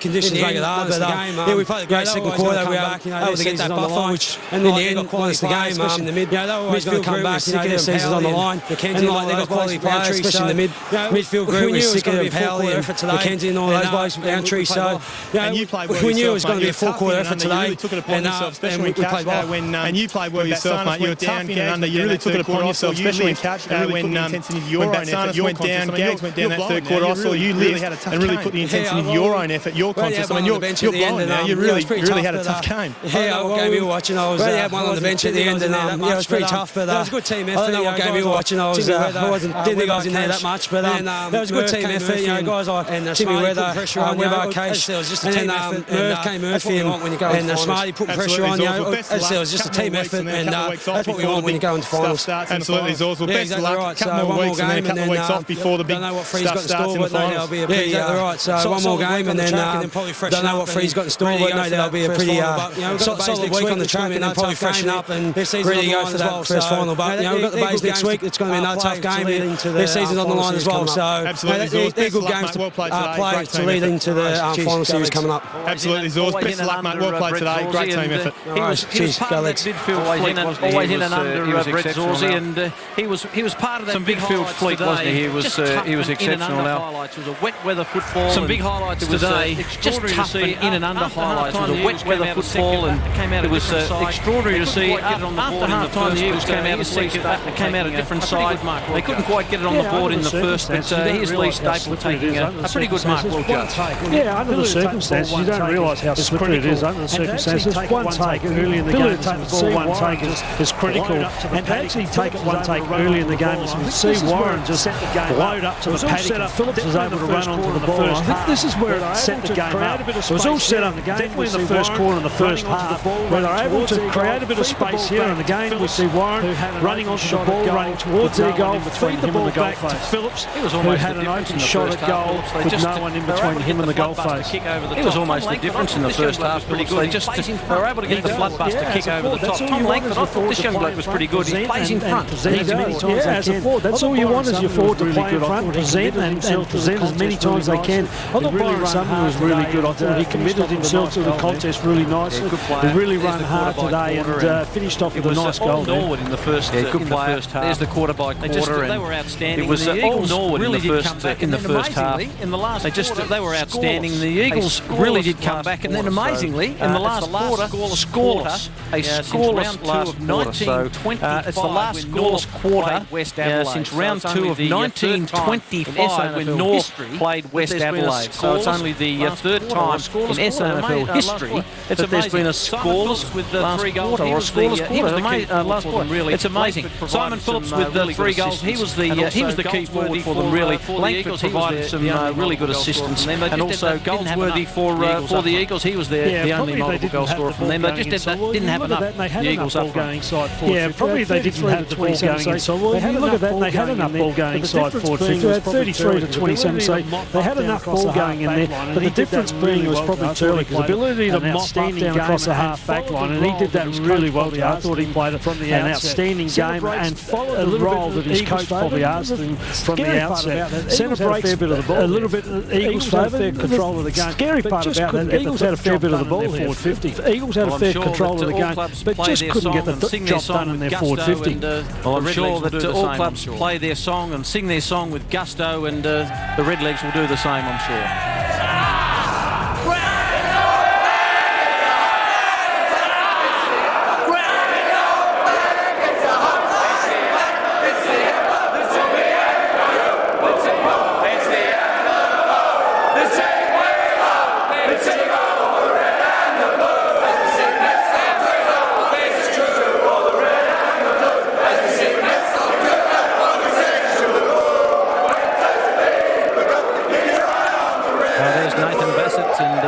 Children around him and just sort of wandering around. There's Nathan Bassett and really his children around him, and they really did sort of wandering around. Good wind by the legs. I mean, they really did shut. Ben Knights is down there, and I think has he got Nathan Bassett down there with him? Ben Knights is down there, and I think has he got Nathan Bassett down there with him? He's never come down before. I have Michael got Nathan Bassett and a little extra there, Nathan. Yeah, he's never come down before, and he doesn't want anyone else to hold him at the moment. A great grinding win. I mean, you set it up early with those early goals.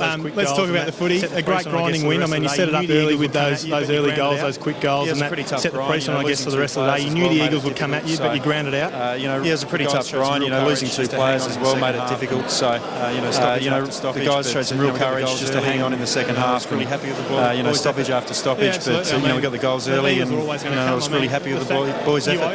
Yeah, absolutely. I mean, the Eagles were always going to come. I mean, you owe them a little bit, I guess, from last year. I know you like to talk about that a lot, but you certainly do owe them a bit from last year, knocking out of the final series, and to have that win and to being dominant throughout the season, it must all hold pretty good stead for the games coming forward, the game coming forward, and then the final series. Certainly part of our motivation. You've got to find ways to motivate the group, and that was certainly part of our motivation today was to make it very difficult for the Eagles, and we think we've done that now. They're a quality side, and they've started to play some good footy, so we don't have to play them in the finals, and that's good for us. So more pleasing though was the way we played, and the response to last week. I thought the effort and the intensity was very good. A little flat early, but I thought, in general, very good today. Pick a best player.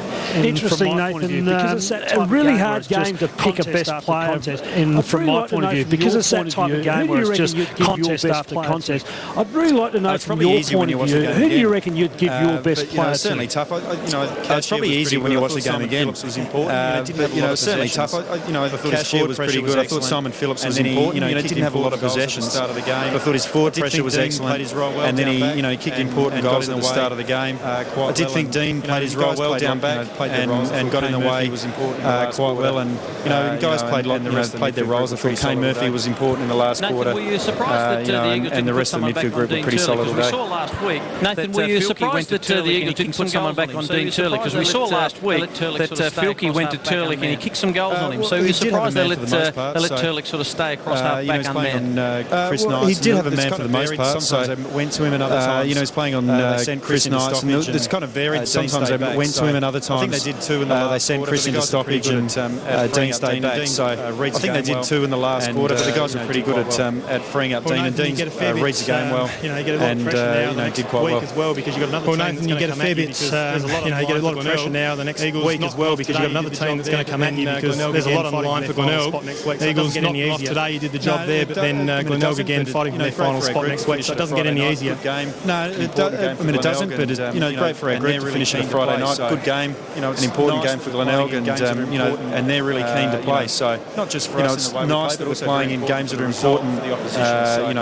Not just for us in the way we play, but also very important for the results for the opposition. So we want to play 4 quarters. We want to finish the last quarter well. We'd like to score in the last quarter. We haven't scored in the last quarter the last 2 weeks. Ready for September 23. And we can really finish off the game and get ourselves ready for September 23. Well, well done, Nathan. A great team effort today. It really was a grinding win. He set it up early, and best of luck for next week, and then the finals ahead of that.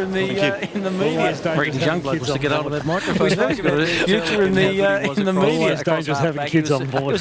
We spoke about Dean Turlick and how good he was across half back. He was outstanding for most of the game. Really, he just uses the ball so well and just reads the play, as Nathan said. Does read the play, sets them up. Good foot skills, good hand skills. He's really reinvented himself this year, Dean Turlick. Yeah, look, he's what, 22 years of age, 23 years of age. I'm thinking to myself, I wonder if there's an AFL club looking at him because of this exact reason. He actually reads the play really well. He doesn't panic with the ball, and when he gets the ball in hand, he actually makes really good decisions coming out of the back 50. And that's the type of blokes that go. Yeah, we look at Palopolo and these blokes that have gone into the AFL system. There's no reason why he couldn't do it also. No, that's right. And another player for Norwood that does so well, Jared Casey. And we saw him a few weeks ago have a horrible injury, really got ploughed into in the ribs and in the back. But he just follows the ball really hard in and out. And they've been very impressed with him. He's got slightly dicky shoulders, but he's pretty hard and tough. He has a big square shoulder thing, isn't he? So he really adds to their midfield. To stand up, Amos has gone down. They're really going to look to him to stand up, along with Mitch Griggs and Zorzy going through there. They're really going to look for them blokes to stand up and take them deep into the finals. Let's go down to the boundary with the lads down there. Very important players. Let's go down to the boundary with the lads down there with Chris Kendall and Ben Knights. And gentlemen, today's implications, the results today, the Eagles season, Chris Kendall is all over, done and dusted. What about the implications of today's match? Norwood just minor premiers, but the Eagles done for the year.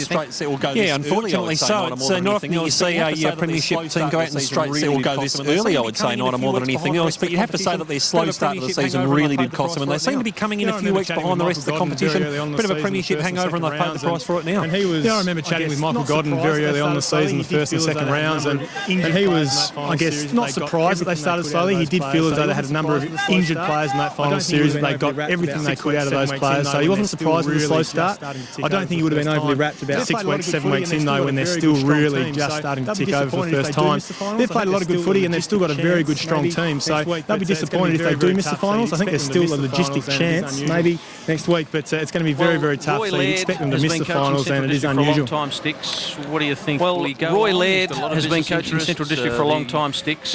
What do you think? Will he go on? He's got a lot of business interests. What's the word around about Dogs are still going along okay. They've had a lot of injuries, but what do you think? What's the word around about Roy? He's just a hard one to read, isn't he? He's always maintained, and Centrals have always maintained that they deal with these matters at the end of the season. There's got to be a time when he puts up his hand and says, I think I've had enough, and where do they go to from that point of view is going to be interesting. But his focus is solely on what he needs to do going into final series at this point in time. It's a year-by-year proposition, as we know, for Roy at the best of times. What do you think, gentlemen? Look, it's a year-by-year proposition, as we know, for Roy at the best of times. I think if they went out in straight sets this year, that might be a bit of a trigger point for him more than anything else, because we know that his real estate works really started to take off. He's got a young family. At some point, you've got to draw a line in the sand and say that's enough. But I mean, the fourth most successful coach in SANFL history at the moment, so on a great run. We hope he sticks around. Thanks to you guys down on the boundary. So in the end, it has been a top day of football this afternoon. It was Norwood in the end by 21 points. We'll see you next week. And that's all we have for ABC One today on SANFL football. We'll see you next week.